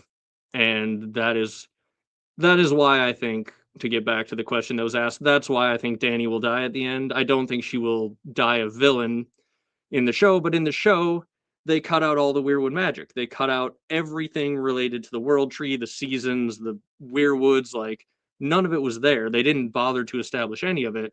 So they couldn't do Dany's real ending. So they had her kind of become a power hungry dragon queen who needed to be put down like a mad dog. And I don't think that's where George is going with it. But I do think the making out and getting a knife in the belly by the person she loves is, in a different circumstance, probably pretty close to what's going to happen. But, you know, it's, yeah. Yeah. And yeah, it's similar to the point of Jojen. Why would you, if you're the three-eyed crow, because okay, Jojen knows he's going to die. He knows the day he's going to die. And many people speculate he's been sacrificed to make Jojen paste um for Bran. If that's true, why would you tell Jojen that he's going to be sacrificed, because that makes him infinitely more likely to not do what you want. But it might be the case that self-sacrifice is this incredibly powerful magical thing in this world of blood magic. Um, so I think, like, rather than the previous Weirwood system being powered by all of these people who are being blood sacrificed to the Weirwood against their own will, if you wanted to create a nicer world tree system, if you could birth it with a willing self-sacrifice of someone whose spirit goes into the tree and essentially becomes the Gaia, the Earth Mother for the New Age, I think that's like the least violent, best case scenario for the future of Westeros, is Dany like putting her spirit of anti-slavery and freedom for her people and self-sacrifice into the world tree, which in the previous age was a system of blood sacrifice that kept the people enslaved to it and like demanded worship. Like, Dany selflessly giving herself to become the New Age's version of that makes the New Age way, way better. So like, it might not even be that Dany dies, it might be that she lives as a tree forever, planting trees, watching them grow, her people being free and safe because of her own sacrifice, is roughly what I think. It would be a good, like, it would be a very good reversal of exactly what Raymond's talking about here, where the Targaryens are blood magicers and tyrants who have burned their lands. Dany would be someone, rather than sacrificing others for her own power, would sacrifice herself to make the world a better place for everyone else. It feels like all of the points of Dany's story to me are pushing in that direction. So yeah, eventually there will be like an hour long video on my channel about how Dany is the Earth Mother, ready to be sacrificed to birth the new world tree. Um, but yeah, that is where I've always thought Dany's story is going. It's just one of those that's like, it's like Jon is the Night King. It's easier to like vaguely gesture at it like I'm doing right now than it is to like sit down and listen to every Dany chapter and like note down all the evidence and then put it into a big video essay format. And before I did that, I kept running into, like, I've tried in the past, but I keep running into little things of like, okay, I need to talk about like how self-sacrifice seems to work in this world. So I made the Jojen video. I need to talk about like the world tree. So I made videos about that. You know, every time I sit down to try and make that video, there's like other videos that need to be made first, but eventually we'll get there. It's like Jon with the Night King. I was talking about Jon, how much darker he'll be when he comes back from the dead, for like a year before I actually made the video about it, because I kept running into little things. I'm like, I should make this video first, should make that video first. But yeah, those of you who listen to the live streams get little bonuses like this, because once I ramble for long enough, you guys ask me interesting questions and then I answer them. So even if I don't have videos about them, I'm not too shy about putting them in live streams like this, at least. And yeah, there's a lot of tree imagery with Dany, right? A lemon tree that makes her feel safe and at home, and she wants to just be at this place where she looks out her window and sees a tree. She literally uses planting trees and watching them grow as a metaphor for like finding a safe home for her people and building something that lasts. And it is at odds with her Targaryen nature, because as Quaithe in the Desert Vision tells her, dragons plant no trees, you need to go fire and blood, and she will. And then eventually she will realize, no, I was right, actually. Like, I do need to plant trees and watch them grow. I shouldn't be going fire and blood. I should be planting trees and watching them grow. And in the end, I think that's what she will do. And yeah, I think the world will more or less not recognize Dany's heroism, but she will give up herself anyway to save the world. Um and yeah, Dany could be finding a place for herself, but at the same time that place could be her spirit living inside of a tree in which she can watch over her people forever and be a good uh, god essentially for the next age. I kind of goddess, I should say. But yeah, I think she will more or less be like the earth goddess or tree goddess for the next age. And that will be her place where she can take care of her people forever and keep them from being enslaved by a world tree system of blood magic like they have been for the last 10,000 years, breaking the wheel as you would.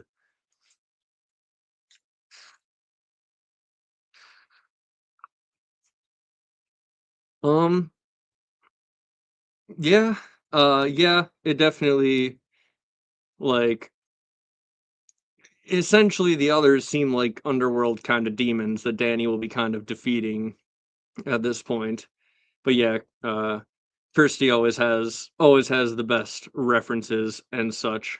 So she's always on top of it with that sort of stuff. But we have gone a bit off topic. Does anyone have any more questions about episode 3 of Night of the Seven Kingdoms? Otherwise, I mean, if you have any more really pressing questions about whatever in these books, or, whatever, we can chat about it, but I think I've said most of what I have to say about the stuff here we've talked about in terms of the episode and also the questions in chat. So yeah, if you got any more, keep them coming. But otherwise, maybe we'll call her a day here pretty soon.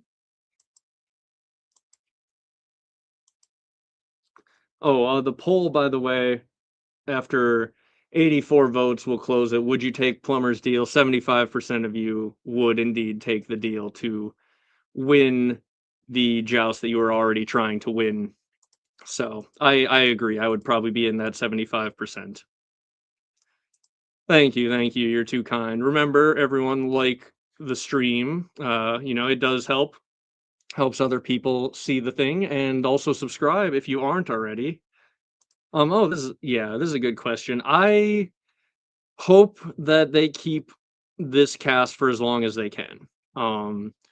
Like, there are enough Dunk and Egg stories where Egg is young that I feel like they can get several seasons out of this cast for sure. Um, and so they can keep the cash coming in, yes. So yeah, I would imagine what they'll do is they'll film several seasons with this pairing, and I think they'll keep this pairing as long as they possibly can because the chemistry between them is great.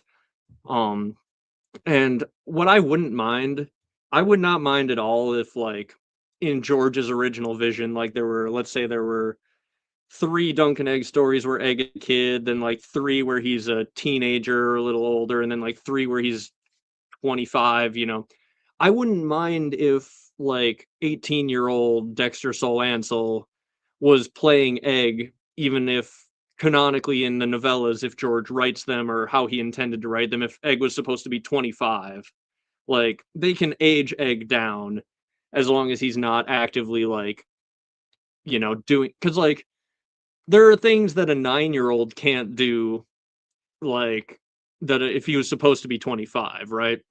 But we're going to have at least 3 to 4 to 5 stories that I think 9, 10, 11, 12-year-old Dexter could do. And then if he's 15 and he needs to play a 19-year-old, I think they can make that work. If he's 17 and he needs to play a 25-year-old, I think they can make that work.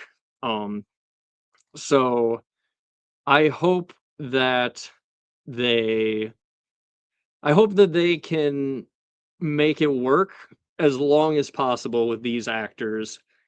And I would way rather them recast for, like, 60-year-old Dunk and 50-year-old Egg if they needed to, rather than, like, wait a decade. Because Ira Parker made a comment about, like, if in his ideal world what they would do is they'd make like 5 seasons, and then they'd wait a decade and make 5 more seasons after that, and then they'd come back like a decade after that and make the last 5 seasons.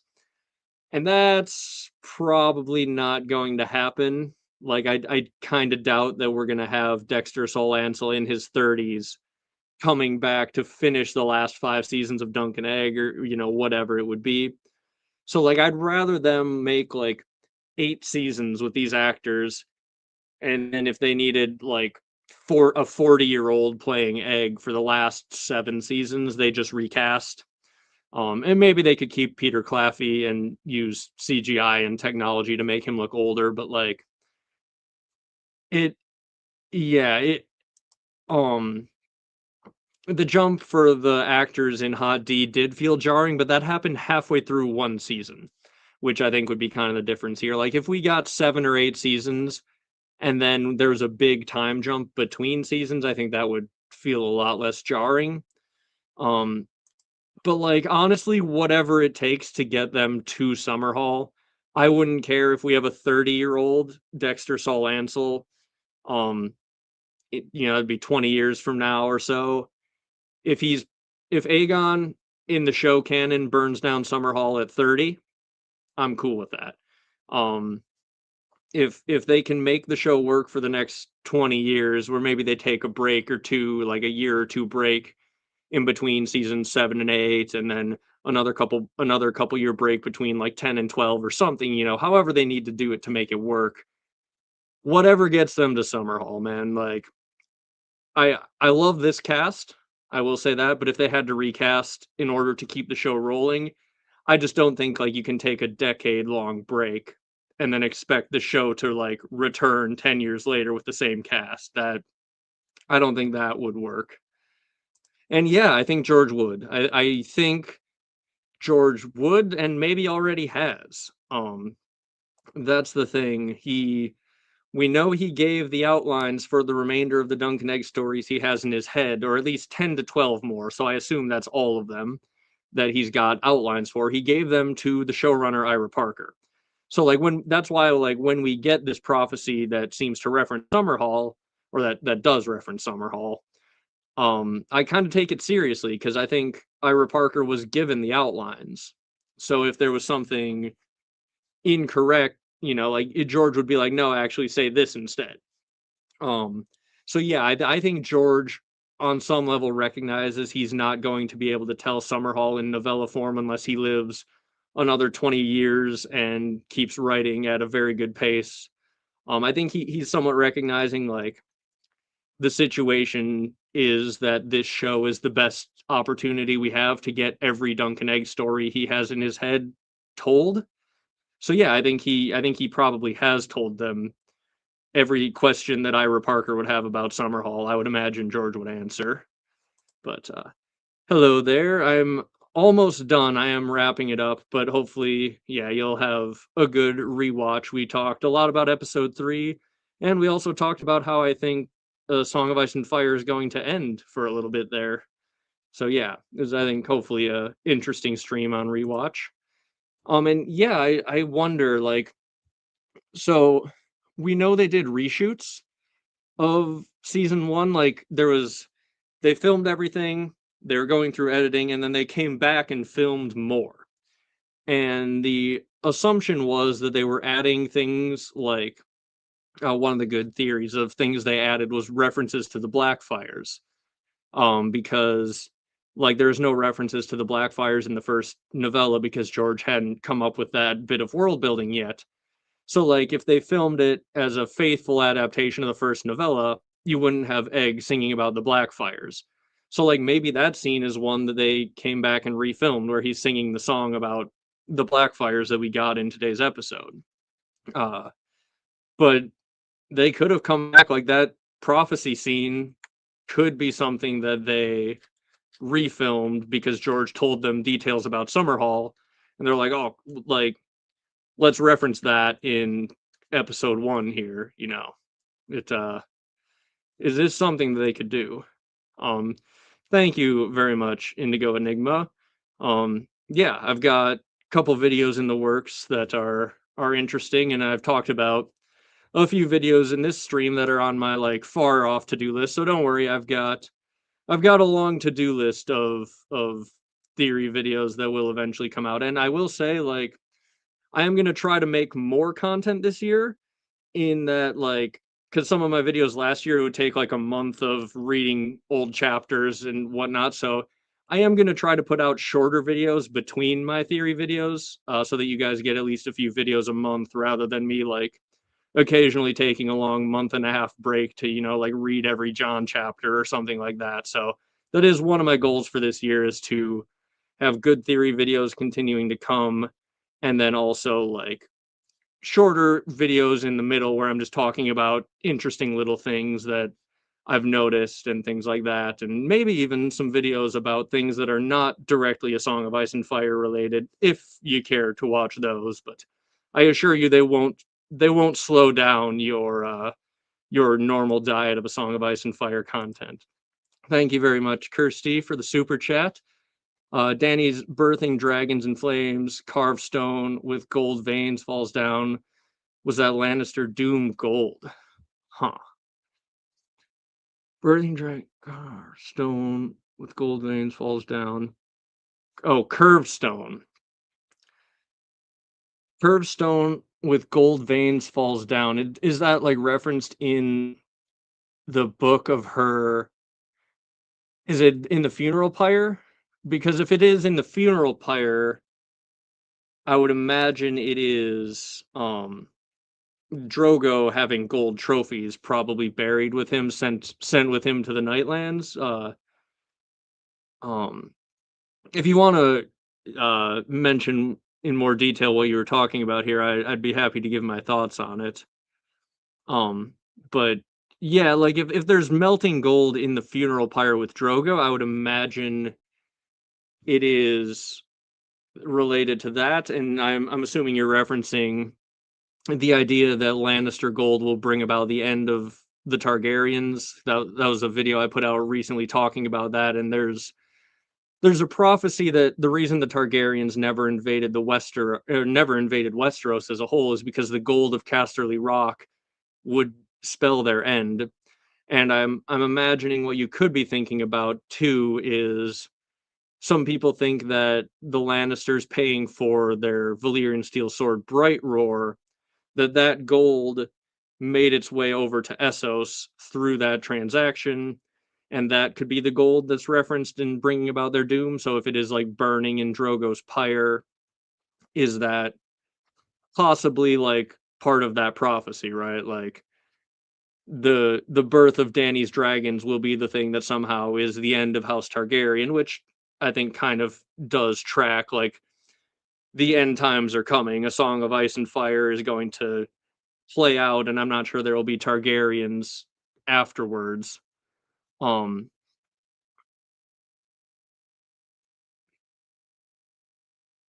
okay, so something else came crashing down, bouncing and rolling to land at her feet. A chunk of curved rock, pale and veined with gold, broken and smoking. The roaring filled the world, yet dimly through the firefall, Dany heard women shriek and children cry out in wonder. Okay, that I imagine is in reference to Viserion's egg, right? Viserion's the one with the cream and gold egg, and the eggs are like turned to stone at this point. So I would imagine the thing that has cracked and rolled to Dany's feet is one of her dragon eggs, like the shell of the egg is falling at Dany's feet. That's what I would imagine this is. Um so that, yeah, hopefully that answers your question. I Unless there's reason to not suspect that it is the gold and white dragon egg, I would imagine that is the rock pale and veined with gold here. Um, yeah. Thank you. Yeah.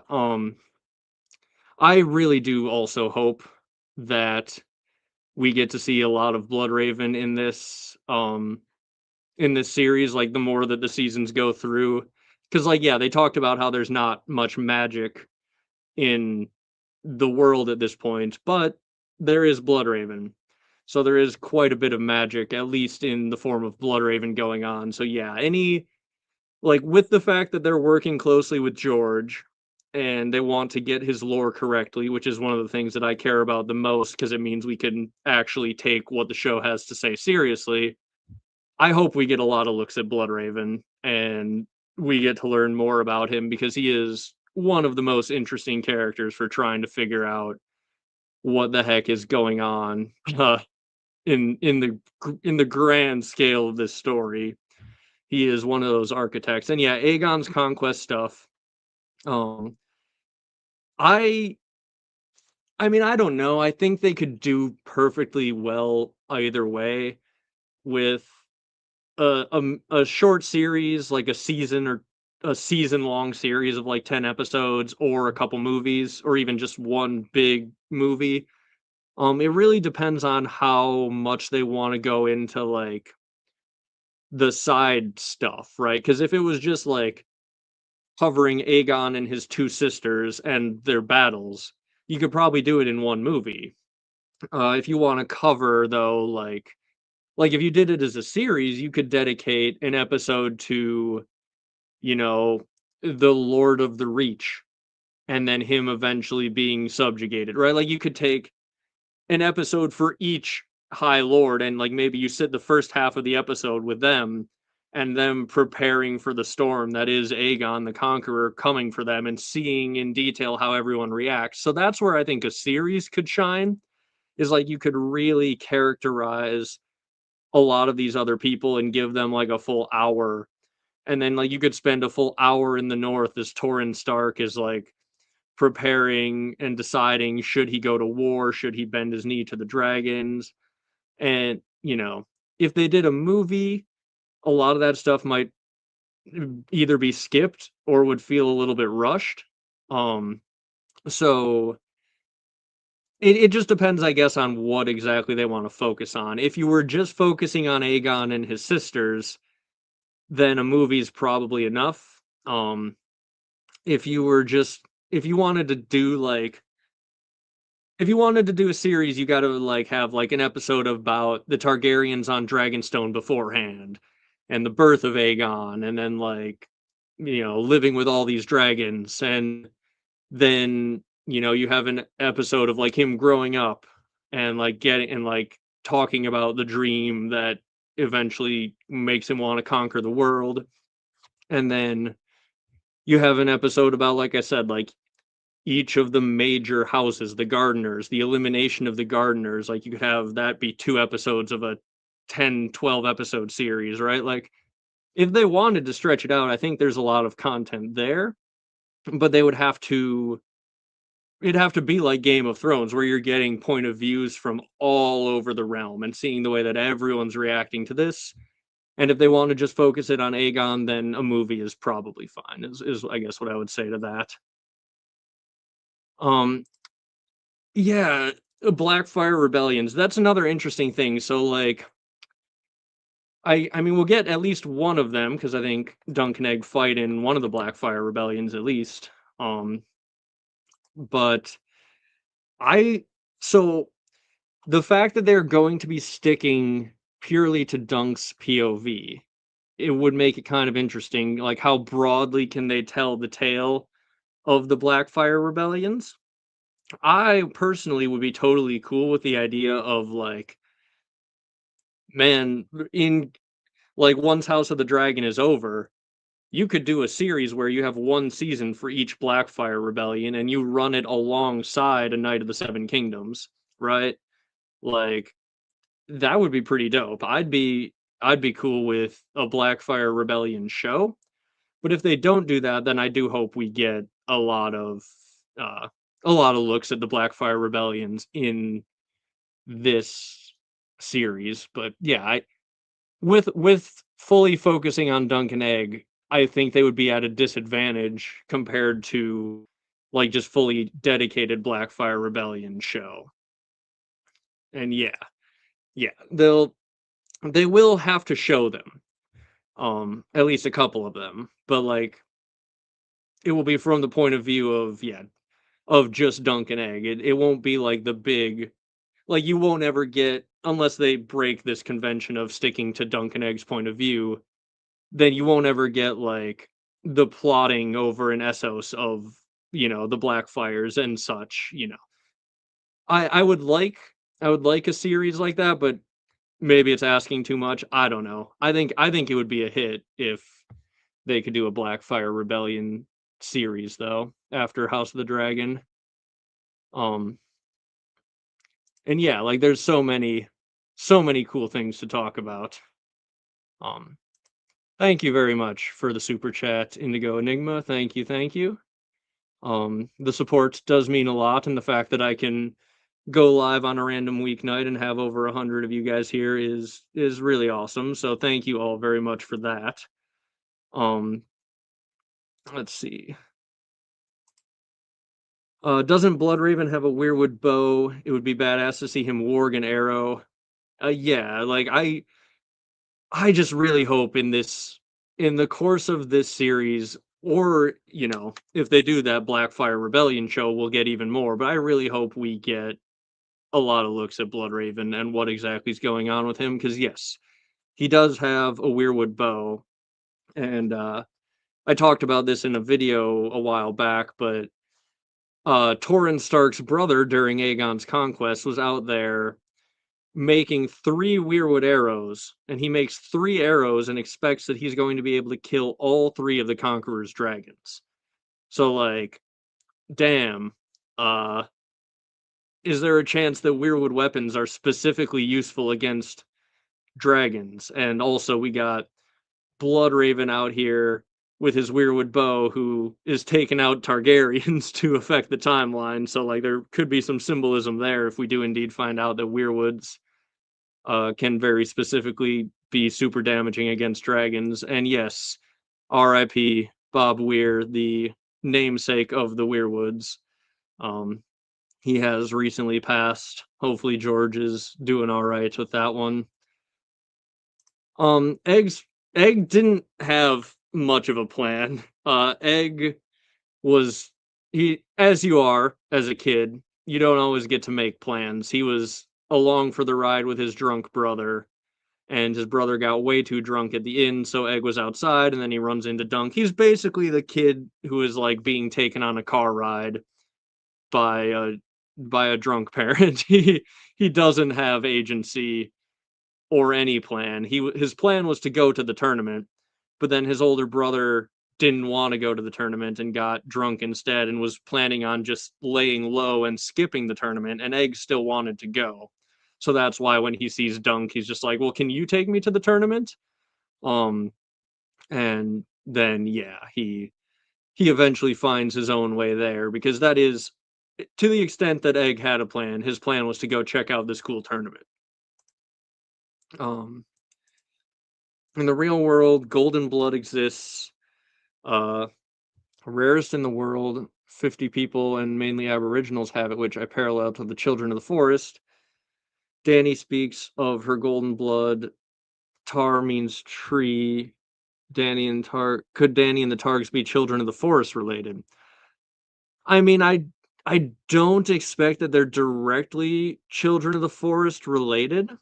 Um, but like, to the extent that the Children of the Forest and the Targaryens are both magically connected to the magic of the world, they're similar, right? Like, they don't necessarily need to be related to be two very similar things. I didn't know that about Golden Blood. That is very interesting.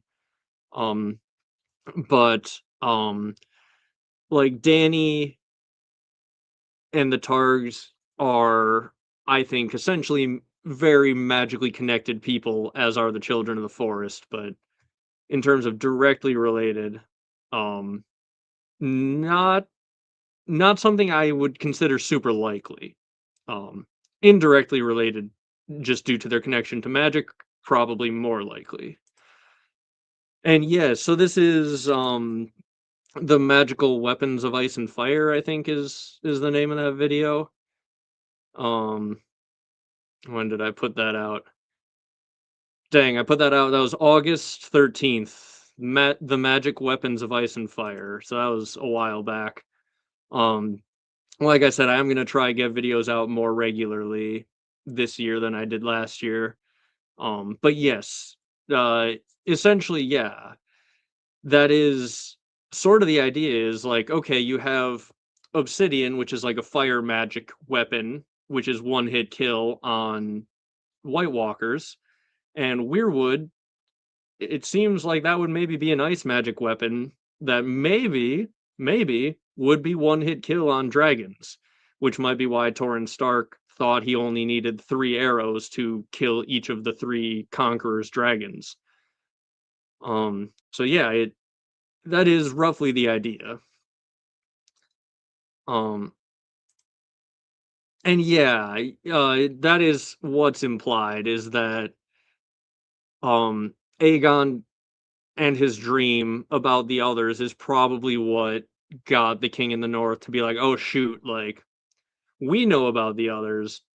The fact that this guy is showing up out of nowhere being like, "Hey, I had a dream and it's really important to the eventual defeat of the others that we unite the continent. And so that's why I'm doing this." And King Torrent is probably like, "Okay, yeah, that is worth it. Like this world threat that we know about, that this guy who has no reason to know about it is showing up being like, my dreams are telling me I need to unite the continent so that in the future," he might even go as far as to say, "in the future, a descendant of our mixed bloodline will be incredibly important in defeating the threat from the north." Like it could go that far. Um, and so yeah, he definitely knelt because Aegon and him agreed about what on a grand level needs to be done in terms of defeating the others. And yeah, his brother may have been able to kill the dragons. Like I kind of think that is implied a little bit by the fact that fire magic weapons one hit kill the most powerful ice monsters. Wood weirwood weapons one hit kill the most powerful fire monsters. It tracks well enough to me. So yeah. Um the rock was first inhabited by the children of the forest. Could the Lannisters' doom gold be the children of the forest blood? That's interesting. So you're saying children of the forest have golden blood.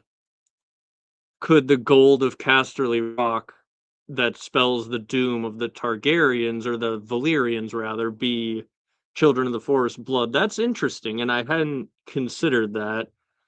Um, Honestly, yeah, like that is probably pretty close to as good a theory as any, right? If like some blood sacrifice brought about the doom, if children of the forest do have golden blood, which I don't recall that being a thing, but if they do, I like, and I could easily have just missed that.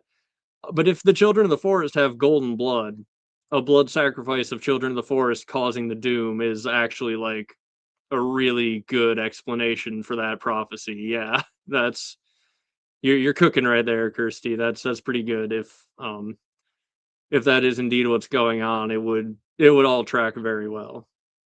Um um so the gardeners, the question is, do you have an explanation for other great houses with long reigns regarding magic? Lannisters and Martells mainly. Oh, you're okay. Yeah, Baratheon and Gardeners have more explicit magic.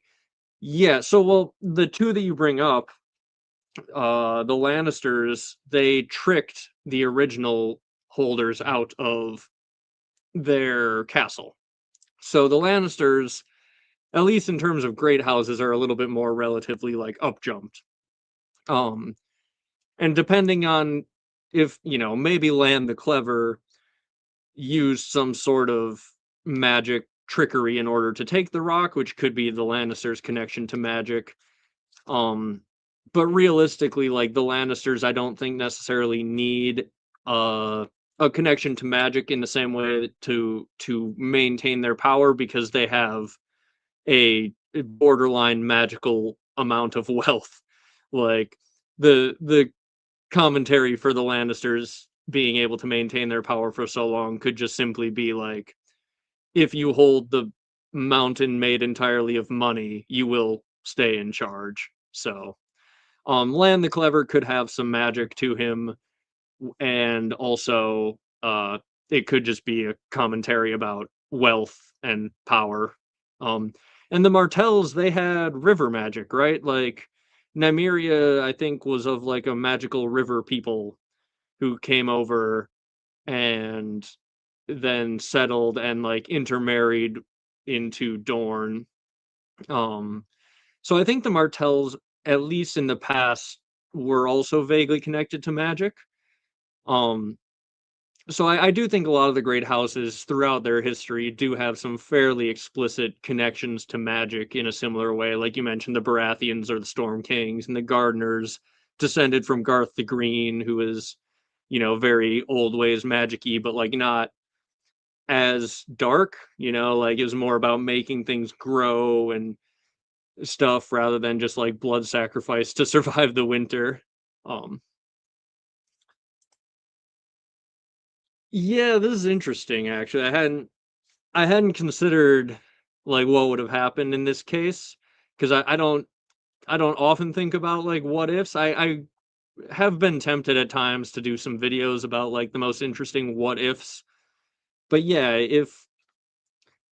if Jamie was accused of his treason, um then yeah, he would probably demand a trial by combat and in the eyes of gods and men be found innocent because he can beat pretty much everybody else.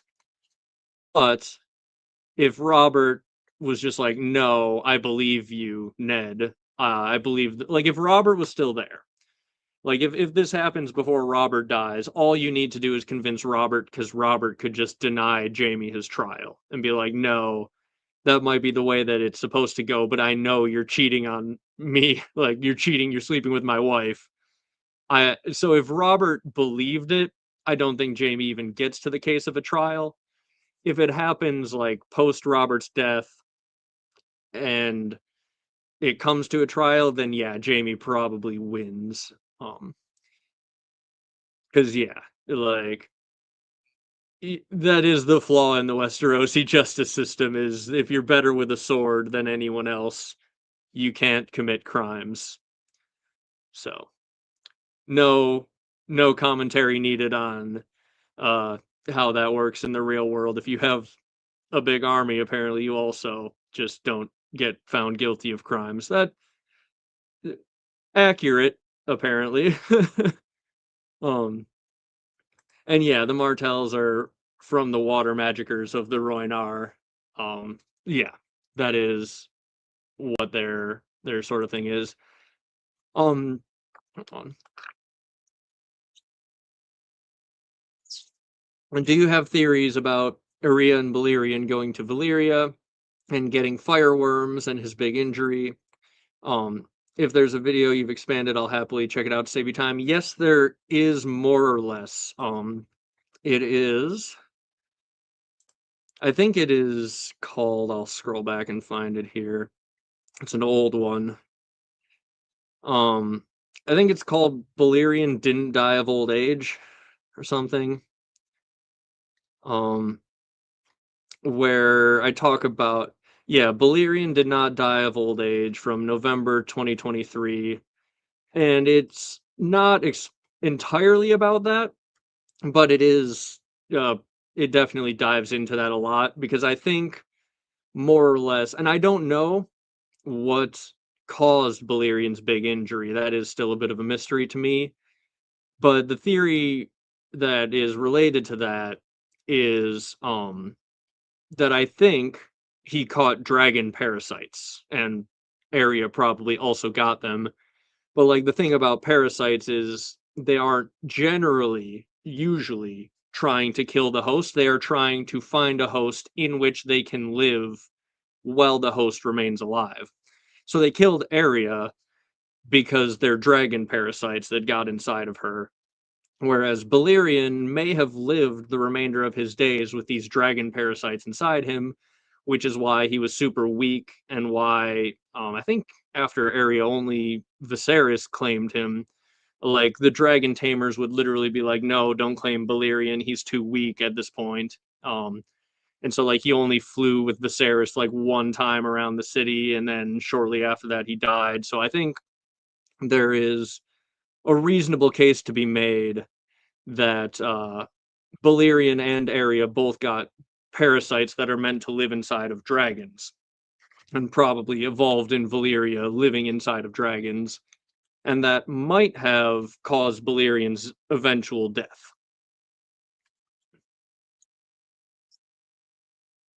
Yeah, I saw this. The innkeeper and the fortune teller in this episode were the same actress. Um, in reality, that's probably just because the budget for this show wasn't insanely high and they could get away with a minor character being the same person when she's covered entirely with a cloak. In um in Super Tinfoil Land, if the fortune teller was secretly Bloodraven, that means that the innkeeper was also secretly Bloodraven. Well, what do we do with that? Was Bloodraven did Bloodraven replace the real innkeeper to keep an eye on Egg and make sure Dunk and Egg met, and maybe annoy Egg to make sure that he leaves and rides on the lamb cart to go with Dunk to the tournament? Is it all Bloodraven all the way down? You know, very very possibly. Or maybe the show just didn't want to hire another minor character actress, and maybe they liked the innkeeper actress and thought she could do two things. But yeah, you could definitely go full tinfoil with it if you want and say the innkeeper and the fortune teller were secretly a child of the forest and or Bloodraven. Um, and yeah, Kirsty, I don't know if you were here when we were talking about it. My interpretation of richer than a Lannister is either richer than a Lannister, not the head of House Lannister. Like there will be certain Lannisters that Dunk will end up richer than, or it could also just be richer in the vein of like not monetarily, but like a different type of rich, like a richer life, all that sort of stuff. Um, but yeah, I think he could end up being richer than a Lannister. In some way at the very least. And yeah, of course, it's always Bloodraven in disguise, always, always. Yeah, so this I don't particularly know. It is, I think, meant to make us think that in Valyria there are things as terrifying as Balerion and as powerful as Balerion still just hanging out there. Um, that is the implication that I take from it. I don't know what would have caused his injury, but it could have been another dragon. Like there could just be wild dragons that live in the doom of Valyria and never leave. And Balerion could have gotten in a fight with one and caught the parasites from it, because I think that's a lot of times how parasites work. Like you get next to another animal that also has them, and if they're dragon parasites, like I'm just thinking this through out loud right now, but that does make actually like quite a bit of sense that a wild dragon would have dragon parasites, would be able to cause that injury to Balerion and then pass on those dragon parasites. Um so yeah, I tend to think it's something more terrifying than Balerion, and that thing is maybe a wild post doom dragon that is somewhere out there. Um but yeah. Yeah. Again, in case you've just rolled in lately, we are in full spoilery territory. So if you don't want to be spoiled on future Dunk and Egg stuff, we are long past the spoiler warnings. But yeah, Jamie has a paragraph in the White Book, and he thinks about this. He thinks about Duncan the Tall in the context of like, damn man, my deeds pale in comparison. I only have a paragraph in the White Book, whereas Duncan the Tall has 4 pages. He's like one of the most written about Kingsguard of all time.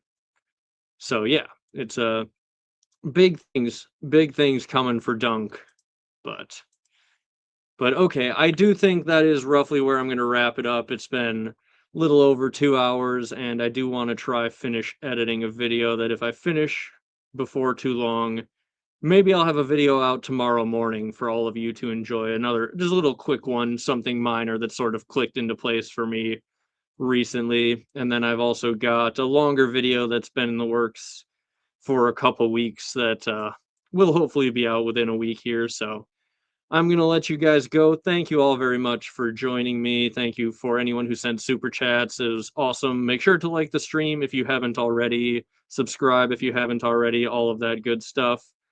But yeah, it's been fun. I will be back at some point after episode 4 and 5 and 6, and we'll talk about all of them. So thank you guys very much for watching, and I will see you all later.